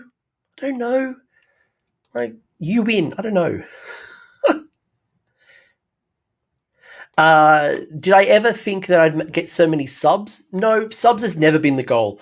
10,000 subscribers is important from a YouTube perspective because they've got a couple of milestones, right? And YouTube will invite me to certain things so I can learn how to grow the channel, and they'll do courses and there's some cool things that come with it. So it's been great learning and hanging out with you all and talking to passionate people about their armies. So that's probably been the big benefit to me. That's better. All right, finally, let's do some draws. Actually, let me just go back. Cool. All righty. So I'll do some draws. Thank you all for being awesome. After I do this draw, I will we'll wrap things up. And if you win some stickers, or if you missed out on stickers, Snuffy Discord, if you missed out on stickers, I'm going to do some random draws as well in the Discord, just because I know some of the European people missed out. So I'm going to, I'll do some more. And then I might end with the question Dragon has mentioned. So let's do two more. And then, all right, Snuffy, you already won one. You don't get another one. Give it to somebody else.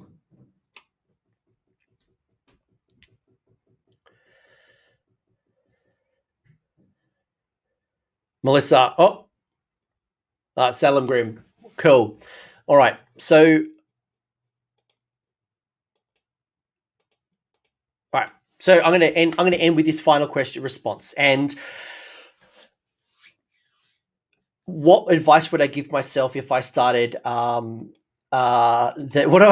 advice would I give to myself if I was to start a YouTube channel? And this might be for yourself if you're a content creator, or you're aspiring content creator, or someone who is just wanting to understand. So it's completely off the cuff. I think the key is not to worry about everybody else. It's about worrying what you can control. If I'm a YouTuber, right, and I go onto YouTube right now, there are so many amazing creators right now. If I'm talking battle reports, Seasons of War and re-rolling ones are amazing. But there are so many other, awesome battle reports. Bulldog Hammer is here for one. There's just so many cool people putting out battle reports, right? And I'm sitting there going, why would someone watch my channel? And there's a lot of self-doubt and, it's going to be hard. No one's going to be interested. And I think you got to get started. You've got to think about like, why am I doing it? I want to have fun. I want to learn a process. I want to share my stories. I want to talk to interesting people. And that was really why I started AoS Coach, was to talk to interesting people, to promote the Australian scene. A lot of creators are from like America and from England. And I still promote them. But, I also want to share off other people so you, the listener, can learn from an array of people. Because at the time there was, Facehammer, Warhammer Weekly, there was Garage Hammer, there was all these great podcasts, but I wanted to add some extra voice to the mix. And then it's not about listening to me and I'm the only voice of authority. I'm going to present some ideas, and you take what you want, you listen to other people, and then you form an opinion. That's really what my channel is all about. It's not about this is the one list to rule them all. It's just that this is how I'm learning something. Take it and run with it, challenge it, explore it, whatever it might be. So don't get too worried about people. Don't worry about having the best technology. Don't worry about knowing everything. Just start somewhere, and you grow and you learn over time. So I need to pee, so I'll answer this one more question. Who is my favorite soccer team? And I don't really have. I'm a kind of a Liverpool fan. I liked the Liverpool back in the day, but I can't say I'm a big a football fan. And then from American football, I have gone see Chicago Bears. So I guess they're my team. I do love Chicago. I love Chicago. So I've seen the baseball teams. I've seen the Chicago Bulls on my basketball team. And it has been since the 90s. So I don't know. I've got some weird obsession with Chicago. I just love it. But and we might end on the stream because I really need to pee. But all hail the beard, guys! You have been absolute legends. We'll talk more in Discord. We'll check more. We've got AoS 3 coming, so I'm going to do a lot of cool content. Let me know if there's stuff that you want to see on the channel, and I'll see what I can do either now or in the future. But until then, thank you all for the support. I hope you had fun. And if you want some stickers or if you want some trivia stuff, message me in Discord and I can give you your prize. I'm going to the bathroom. Thank you all so much for your time, and I hope you had fun. Cheers, everybody.